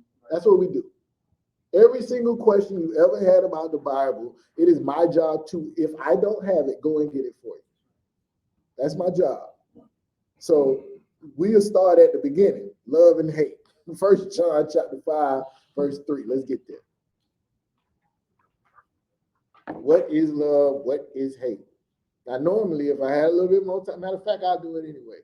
Before we read anything, not any priest, somebody tell me what love is. Go ahead. Oh, you cheating, man. Nah. Go ahead, sis. Go ahead. All right, let me rephrase the question. Somebody tell me what they thought love was before they came into the truth. Let me say it that. Hold on, let me let the sister answer now. Answer that question instead. I know you don't miss no class, so I already know where you was gonna go. Give us the answer. Before coming into the truth, yes. I thought that it was an emotion, but sacrifice.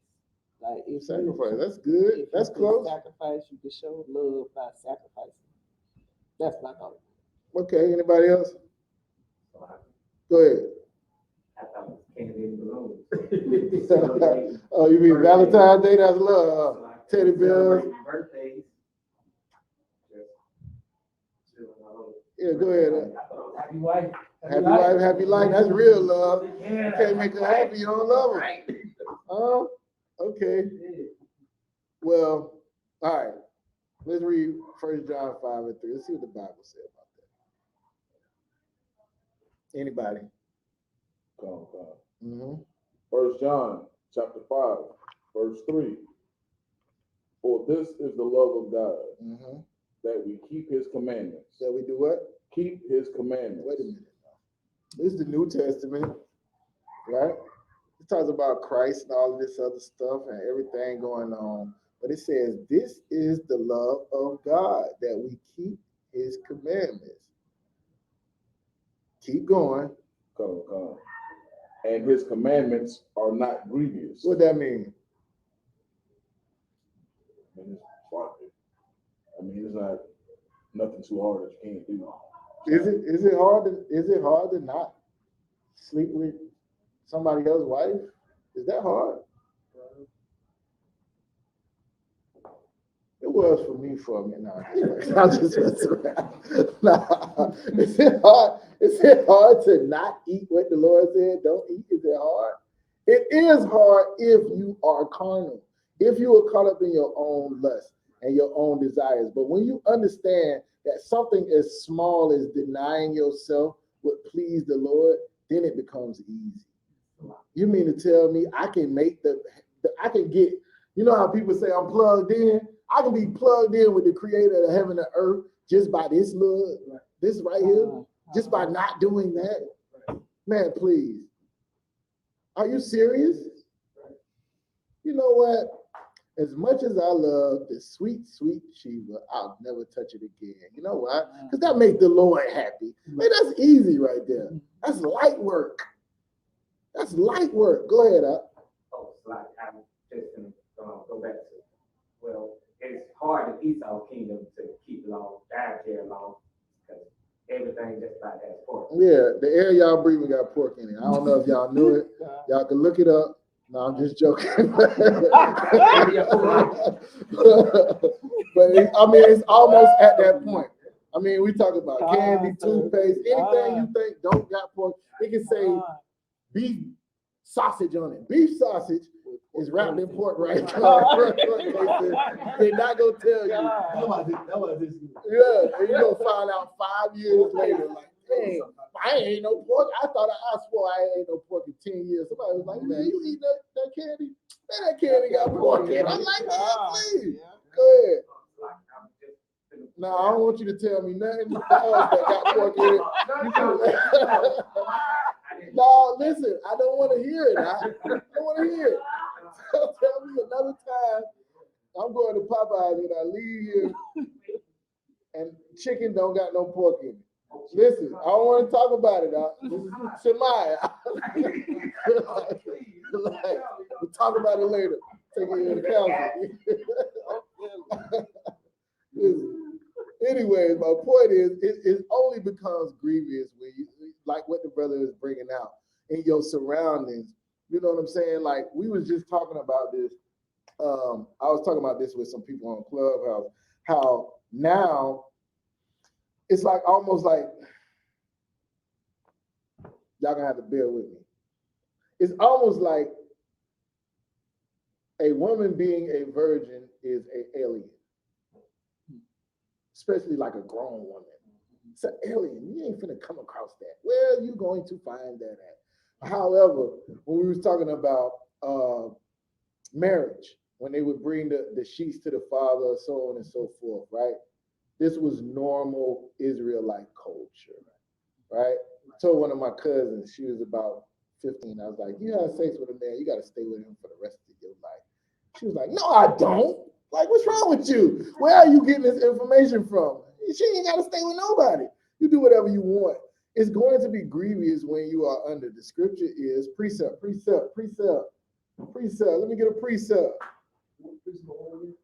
Huh? How when you in your oppressor's land, it's going to be harder to keep the commandments.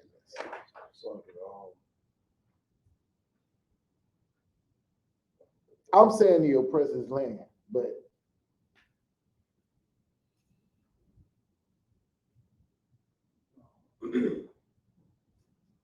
go ahead.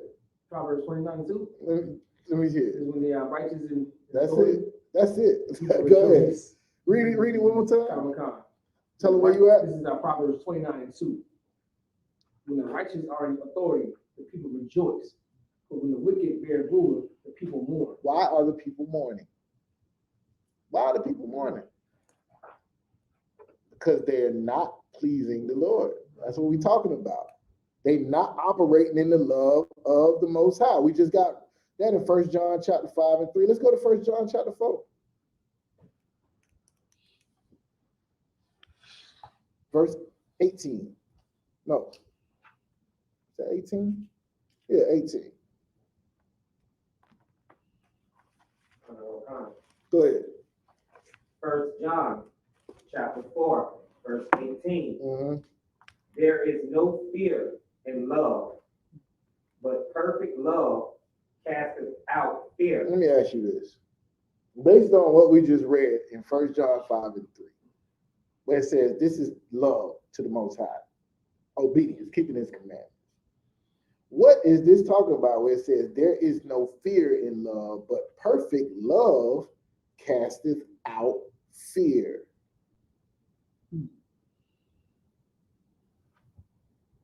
Go ahead. You willing to die to serve the Most High? Explain. You got that zeal on you, like you're not afraid of what nobody said about you by keeping your law. Why are you not afraid? Because you love the Most High.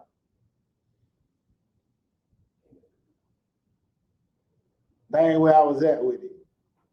You're right with what you're saying, but that ain't what this particular thing is saying.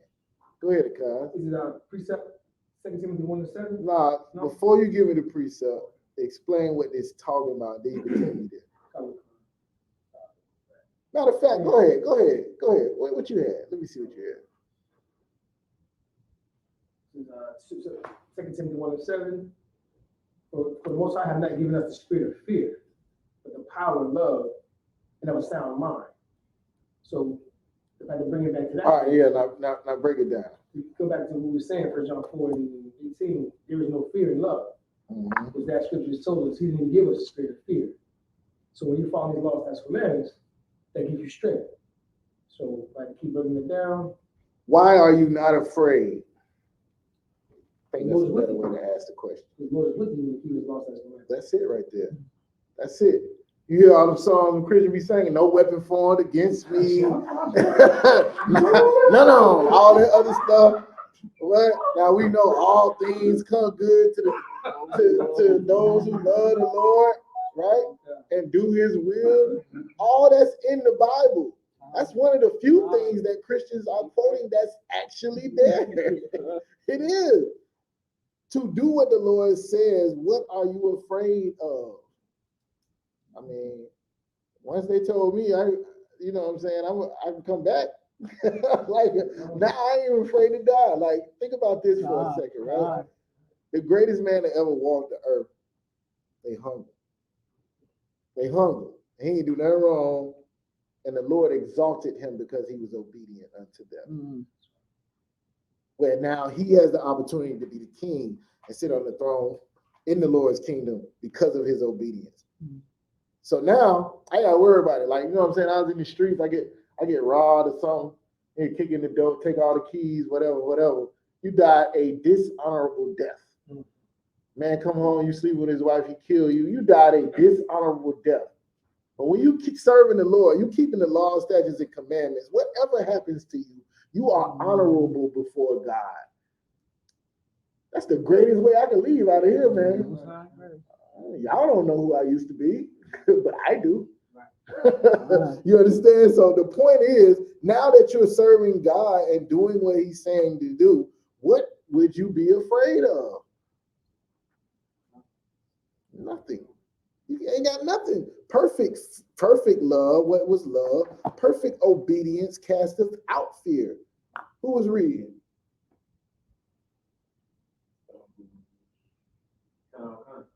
You was reading?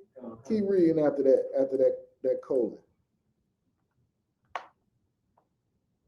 Because fear have torment. 1 John chapter 4, verse 18. He that feareth is not made perfect in love. So what you scared for? Why are you scared? If anybody's scared of anything, what they scared for? I'm gonna answer it. Nobody want to answer it? Because they know they ain't keeping the commandments. They're not doing what the Lord said to do. That's what you're scared for. What else would you be afraid of? You plugged in with the creator of heaven and earth. There is nothing to be afraid of. Skip down to verse 20 real quick. Let's get some of this. Verse 20. If a man say, I love God, and hateth his brother. Here we go with this love, right? Love the Lord. Go ahead. He is a liar. All right. The bottom line to this thing, right? What love is keeping the commandments. Now remember, what Christ say the commandments hang on. All the commandments hang on two things. Right? What's those two things? You can say it in your own words. Go ahead, Ricon. Love the Most High, and then love your neighbor as yourself. So now, how do you show the Most High you love him? By being obedient. Yes. How do you show your brother you love him? How do you show your wife you love her? She roll your eyes actually. Yeah. No, you show your wife you love her by going up on stage and slapping Chris Rock in front of the entire world. That's how you show your wife. No, you show your wife you love her by dealing with her according to the way the Lord told you to deal with her. That's it. This is the love of God, that you keep his commandments. How do I show my brother I love him? By not murdering him, by not stealing from him, by not dealing with his wife, by not, all of these are laws. Those laws hang on loving your brother as yourself. How do I show the Lord? By not serving other gods, by being obedient, by not eating things that he deemed to be unclean, so on and so forth. all of these commandments are for those certain purposes, for you showing the Lord that you love him, and your brothers and sisters that you love them as well. Give me 2 John 1 and 6. It ain't really like no deep thing about love. It ain't. Like, people make it deep, and they tell us a lot of stuff, and some of that stuff don't got nothing to do with love.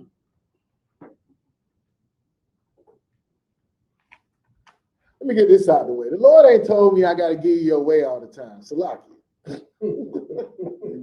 All right, keep going.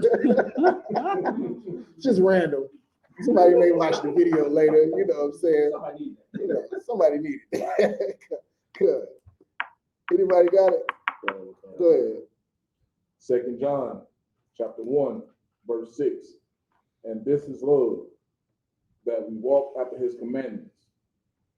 This is the commandment that, as ye have heard from the beginning, ye should walk in it. This keeps talking about commandments and love and commandments and love and commandments and love. Why in the world is the Bible doing this? John 14 and 15.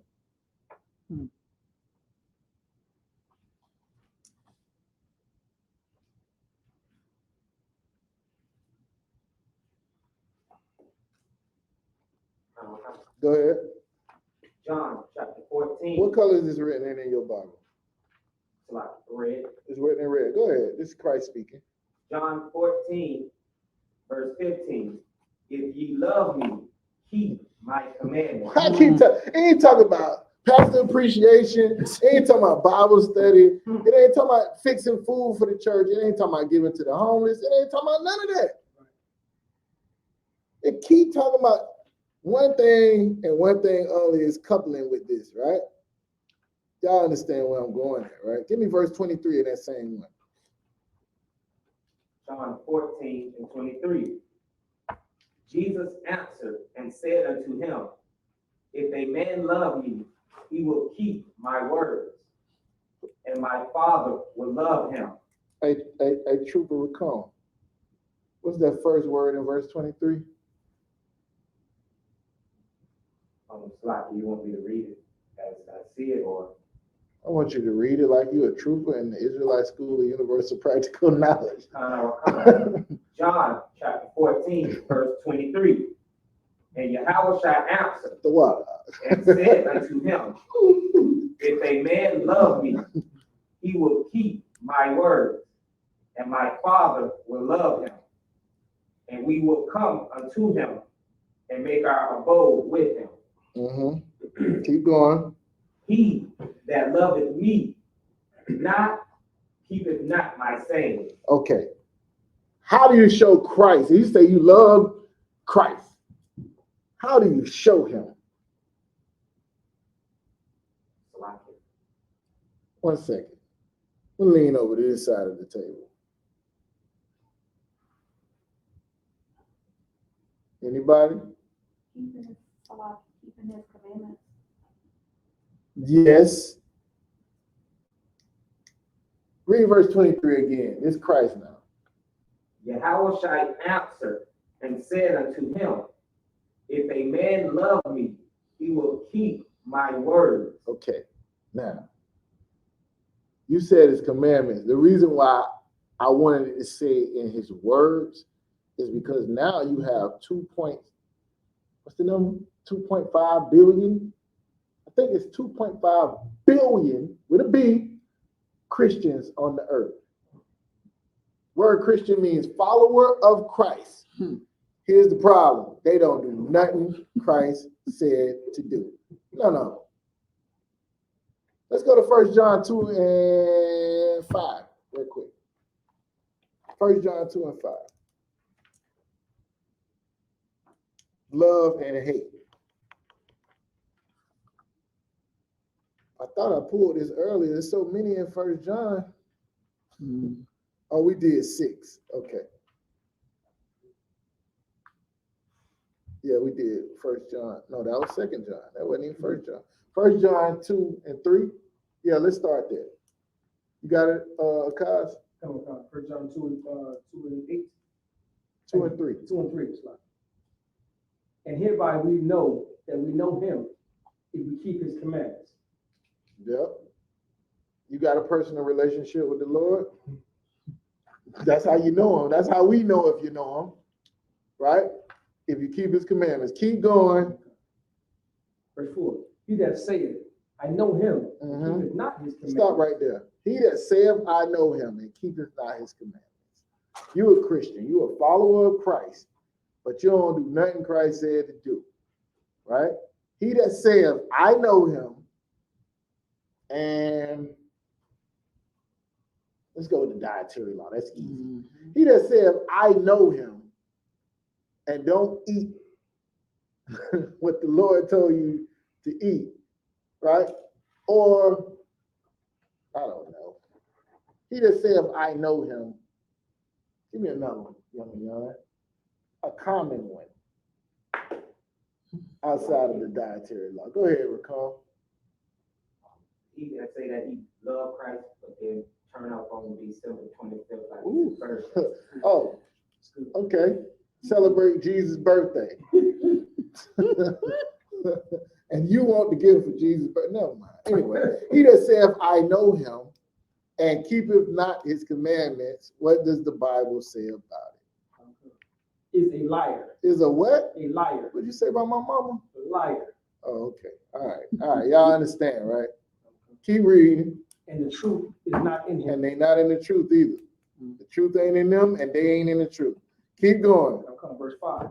Or whosoever keepeth his word. Whoever do it, right? What he said to do, keep going. In him verily is the love of the Most High, perfect. So we talking about being perfect too. When the Bible talks about being perfect, it ain't mean you don't never stub your toe. It don't mean you ain't never overdraft your account. It's talking about these laws, statutes, and commandments. You do not break them. In him is the love of God perfected. What is the love of God? And we keep his commandments. Keep going. Hereby now know we that we are in him. That's how you know when you're in the body of Christ. Keep going. Verse 6. He that saith he abideth in him, right, ought himself also so to walk, even as he walked. So he that saith he abideth in him ought to walk also, even as he walked. Once we read that, now we got to ask ourselves, did Christ keep the Sabbath? Did Christ keep the Passover? Did Christ sell drugs? Did Christ watch porn? Did Christ smoke weed? Did Christ abstain from unclean foods? Did Christ sleep with all right, y'all get where I'm going, right? Y'all get the point, right? Here's what I'm saying. You are to walk as a, air quotation, Christian, even as he walked. Whatever he did, that's what you got to do. Whatever he didn't do, that's what you can't do. Everybody understand, right? That's what the Bible says. And if you don't, you are a liar, and the truth is not in you. So the Bible said it's not my words. Now, this is how you prove you love the Lord, right? We went through it. Now, let's go to Luke chapter 14, verse 26.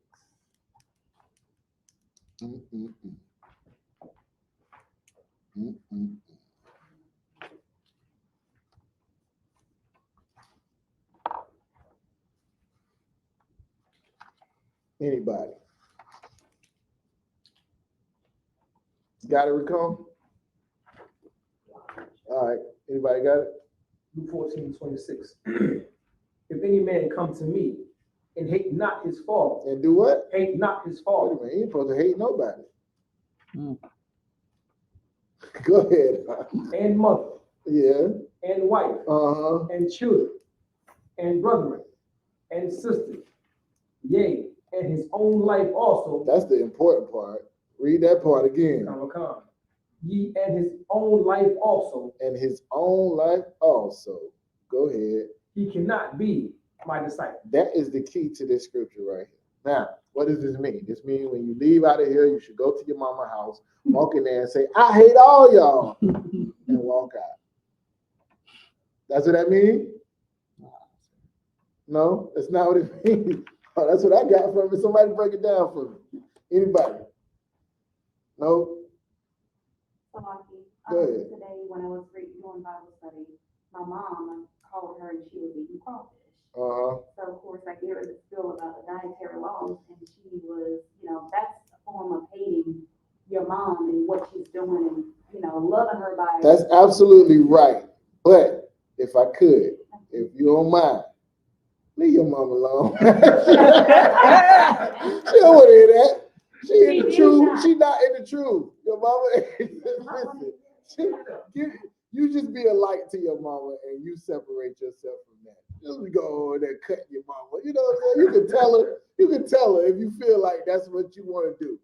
But you know what I'm saying? I've come to the conclusion that some people just, I don't know. Go ahead, sis. Well, what you said about separation, like that in its form could be a form of showing hatred. Like, if you want No, her mama thinks she hate her because she love her. She's trying to tell her what the Lord says to do. She gonna think you hate her. My mama think I hate her because I don't buy her Mother's Day gifts or birthday gifts or Christmas gifts. When in reality, I love her.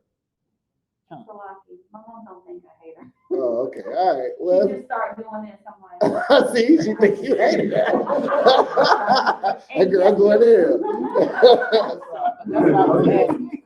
Separation.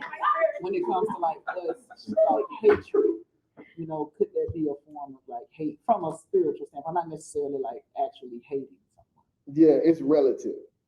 It's relative. It's supposed to be compared to how you feel about the Most High. You don't literally, it's a law against you dishonoring your mother and your father, right? Christ is not going against the law. It's relative. Compared to, all right, what do you love the most? If your mama tell you to do something and the king tells you to do something, who are you going to obey?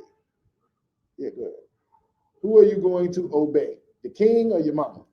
If the Lord, the Most High, tell you to do something, and your child or your wife tell you to do something, or your husband tells you to do something against the Most High, who are you going to obey? That's what this is talking about.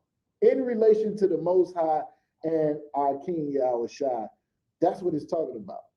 Because when you start to serve the Most High and our King Yahushua, it's going to cause division amongst that. It says that precept. Okay, paraphrase. Go ahead. This is the short. We come to divide. That's correct. Mother from the daughter. That's correct. Let's get it. You got it, Ricon? A man's foes will be them of his own household. Give me that real quick, so we can explain what this means. So while he's getting that, so you don't think I should have told my mom about that? Yes, I think you should if you haven't already told her. But I've already told her, just let it alone. What you gonna do? Go over there and rip the crawfish out of her mouth? When my son graduates in a couple months, you might want to bring that. Just tell her your stance on it. You stand on it, and don't expect people who are not in the truth to live like people in the truth. You understand what I mean? But as for me in my house. Yeah, that's right. That's what. Yeah, your mama don't stay. Your mama don't stay in your house though. Yeah, y'all don't know this, but I live with some Christians. Sometimes I wake up and it smells like bacon. I done got on their nerves so much. I'm tired of getting on them. They're never going to stop eating like they're eating. It's just a waste. It becomes you casting pearls to swine. That's what it is. Is you know what I'm saying? It's like you giving them the information. They ain't trying to hear that. They're gonna do whatever they're gonna do. That's why I say you could tell her, but don't make it like every time you see her, like, Mom, you're doing that again. You're doing this again. You're doing that. You know what I'm saying? You know how many people hide in blue? Try to tell them about the Lord. Get out of here, man. They don't want to be around you no more, bro. These crabs was tasty, and these garlic crabs was extra tasty to this sister coming around telling me about what the Lord say about this. You know what I'm saying? Like, nah, do your thing if you feel like the Lord led you to do that, but don't be like It's a word. It's a word in the scriptures. I'll try to get it for you, but nah, you right for telling her. You know what I'm saying? That's out of love. You really, yeah. If we get to a point where you done told her, then now it's almost like you're trying to force a crown on her. You understand what I'm saying? And we went through this whole thing about sometimes the Lord called you. He didn't call your kids. He didn't call your husband or your wife or your mama. He called you. You just do what you're supposed to do and pray that he calls them as well at some point and they get it. You understand? We doing something like when I was talking about aliens earlier, we doing something that nobody on the earth is doing. Just remember that. What you trying to do, you really try. You ain't, you know, it's mega churches. All of them people piling in there talking about how much they love. And I just showed you in the scriptures, if a man say I love God and keepeth not my commandments, he's a liar. Now these people go to this church, give all this money, and then the next day they out doing something the Lord said not to do. Not to do. Go ahead, sis. I was going to work one day, and I seen something in the mega church I have never seen before. They have a whole big slide. Of what? Oh, a slide. Like for kids. Get out of here. They got an amusement park. Inside the Bring the kids, bro. I was like, wow. That's crazy. I want to go to that church. That's what they want you to say. I want to go to that church. I ain't got to put up with my kids. They got free babysitters at that church. Everything. Yeah, this is my point. My point is just realize that you are in the minority when it comes to people living life. For you to talk about keeping the law, statutes, and commandments within itself is major, especially for a woman. Especially for a woman who ain't got a man that's damn near forcing her to do it. You know what I'm saying? Most sisters, they'll come in because it's either a man they want or their man that they're with is in the truth. And they'll find the truth that way. If you just like a single sister and you find the truth, you know what I'm saying? It's because the Lord is calling you because one of these priests in the truth needs you. That's what's going on. All right. Anyways, as we continue on, where we forget what scripture I was on. He was Matthew chapter 10, verse 36. And a man's foes shall be go up. Verse 34. Think not that I am come to send peace on earth. There you go. Peace, Prince of Peace. The Prince of Peace saying what? What he said? Think not that I am come to send peace on earth. Keep going. I came not to send peace, but a sword. Christ was a warrior. Christ was listen, this is what I'm telling you. He was going around hugging and kissing babies and all of that. They would not have killed him. He was a direct threat to the government and the people that was in power. And they had a big council on, let's get rid of this nigga before we lose all our power. That's what was happening. That's why they was wondering, how is he going to overthrow the Roman government? We going to go and fight them? No. How did he teach us to overthrow the Roman government? Because we use the same tactics today. Anybody? Come out of their world. Come out of their world. Come out of them, separate, and do what? Go ahead. Keep the law, statutes, and commandments. And the Lord will do your fighting for you, just like he did the night of the Passover. Speaking of Passover, next Friday, Cocoa Beach is going down in Florida. Anyways, I hope y'all enjoy it. That's all I gotta say.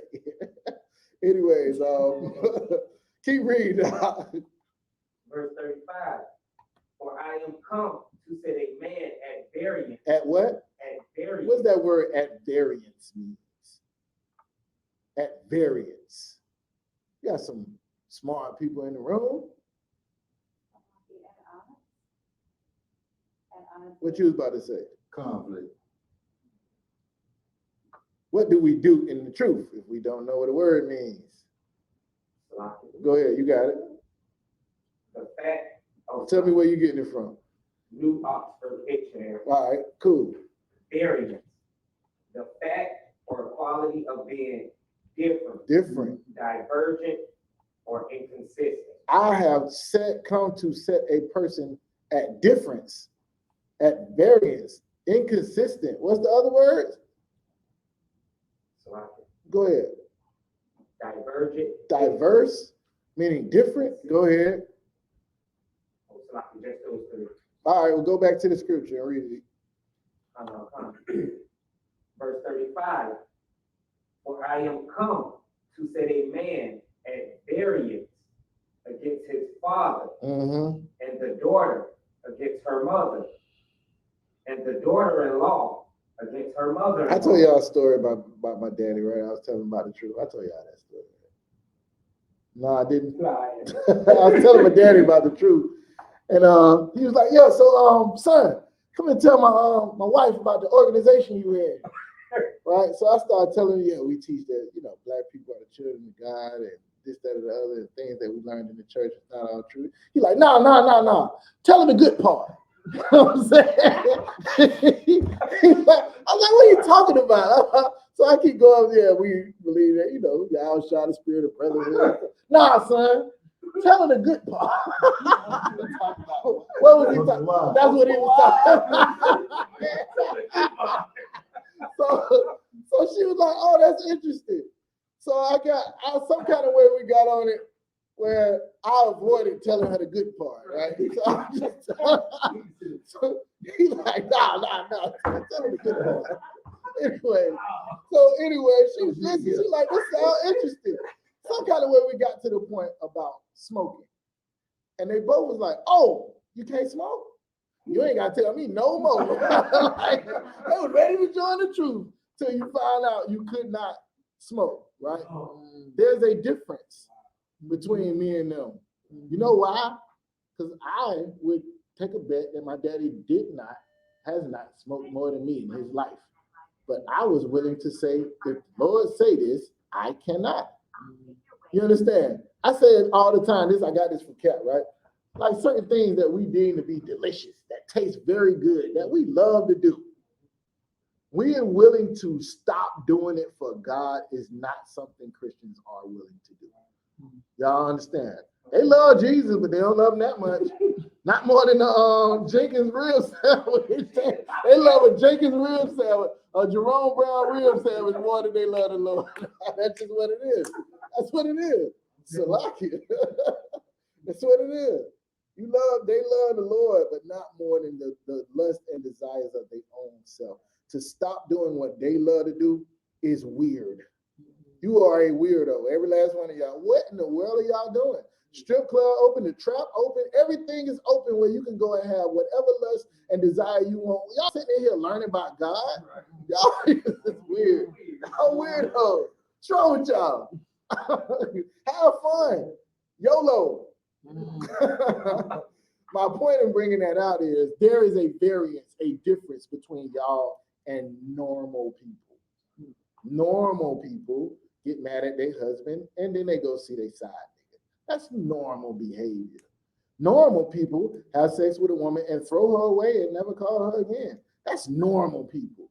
What you're being asked to do that the Lord is telling you to do in his law, statutes, and commandments is to not be normal, but to be holy. Everybody understand? All right, it's now 7:31. Now, anybody got somewhere to be? You got somewhere to be? Yeah. All right. Feel free. I was just gonna say I ain't get to hate. No, I could do it next week. Since some of y'all got somewhere to be. No, more information about what now that we celebrate Good Friday. Good Friday? You know they I don't want to do this. And then we don't eat, well, my family don't eat meat that day. They usually just fish and seafood. According to them, we can. I mean, I grew up that day we cannot eat meat, but on Good Friday? On Good Friday. All right, let's start. Let's do it like this. Now I gotta do it Easter. Should I? All right, five. Let me give me two. All right, God. In the spirit of brotherhood. And the boy them burn Easter mine. So Dre's told us that one time you was with us? No, you weren't with us. We was in Jersey. We went to the Jamaican restaurant. It was the day before the Passover. It was Sunday. Passover was on Monday. And the dude was like, yo, happy Easter. It was nothing but Israelites said Boston. And we was like, nah, man. He's like, oh, them boy them said burn Easter. I ain't never really good. All right, so sis, this is how it is, right? Give me Colossians 2:8. One of my favorite scriptures in the Bible. Let me let Kaz read it. Come. Colossians 2, verse 8.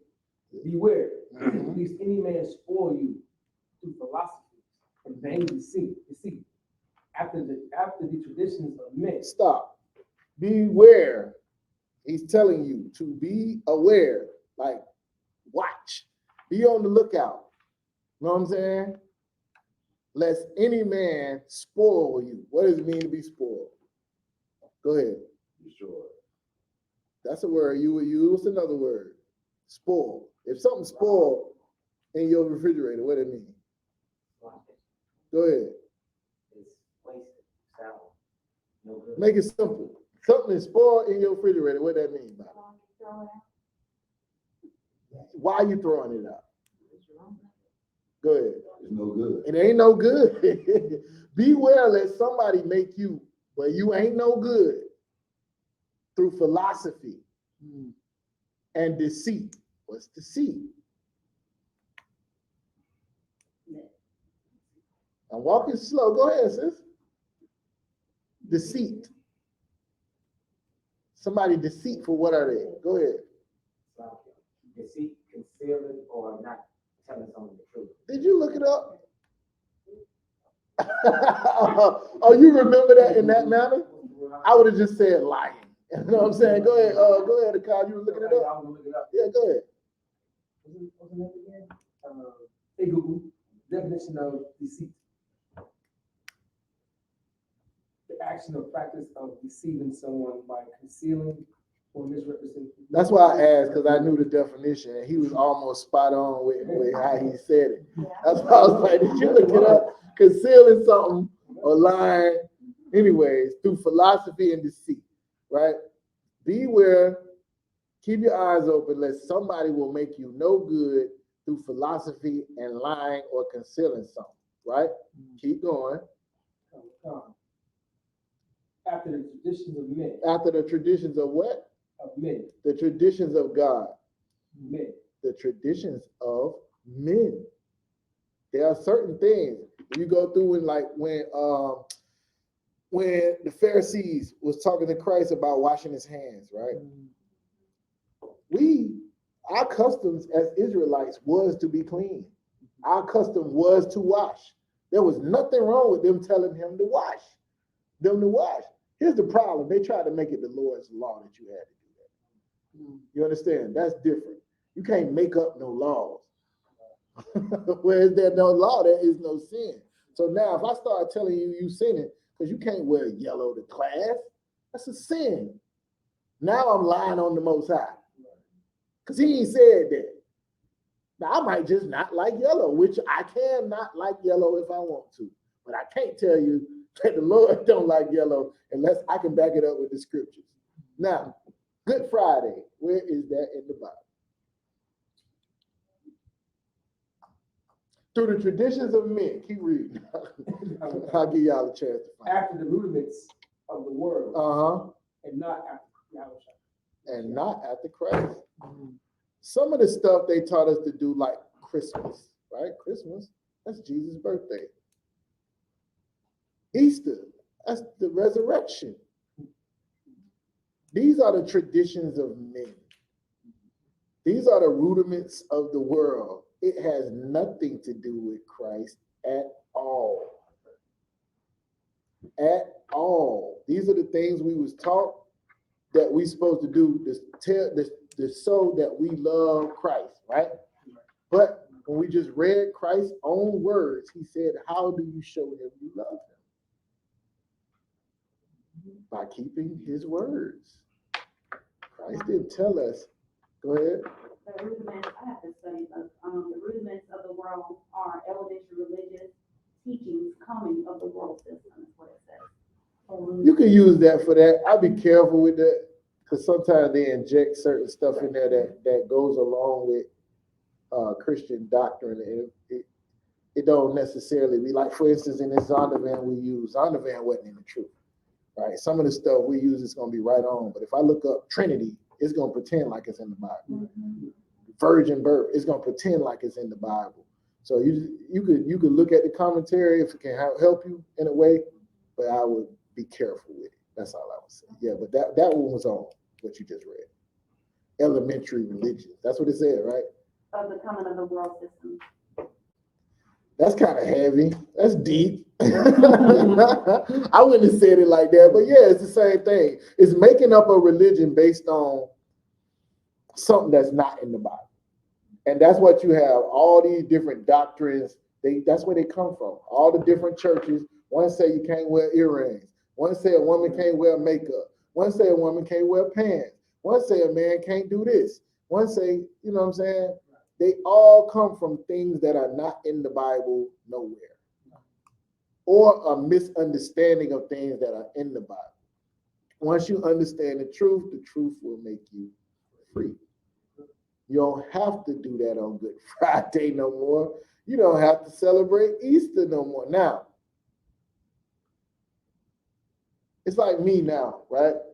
I would never celebrate Thanksgiving again because I understand it to be a celebration of the murder of my brothers, right? The natives, right? However, my mama, who knows I'm never coming to Thanksgiving, sends me a plate every year. First 3 years, I did not eat the plate. Now, I realize that it's not Thanksgiving turkey. It's just turkey. I would not eat it around anybody else because somebody else may see it as Thanksgiving turkey and it may jam them up. What you want to do with your family is make sure that they understand that you are different. Holy, the word holy means set apart unto the Most High. So for them to look at you like you're doing the same thing as them, makes them think you on one accord with them. This is what we were just talking about the family. Christ has come to set a variance against mother, father, son, and daughter, right? I honestly don't care if my family hates me, as long as the Lord don't hate me. You understand? As long as the Lord don't hate me, we good to go. All right? Now, say you give me another mama. I'm going to need that because I love my mama to death for real. And our relationship has not been the same since I've been in the truth. You understand? Right? Some brothers, came in here, they, might have had a woman that they loved dearly till they came in the truth. Woman that stuck by them all the time. They went to prison, got locked up. They were selling drugs. Woman right there, she coming to truth, and she is no longer here. You know what? That's what it is. What I'm saying is just make sure that you are not becoming no good in order to keep the traditions of the world. Next week, we're going to keep the traditions of the children of Israel, the traditions of our Father, the things that the Lord told us to keep in the scriptures.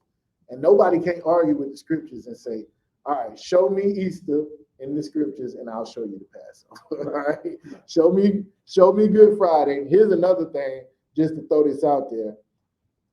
If Christ was resurrected on the third day and he died on a Friday, what day would he have been resurrected on? Monday, right? All right. So with that, I'll pass the question. You can go ahead and cut it out. You ain't ever did the math, okay?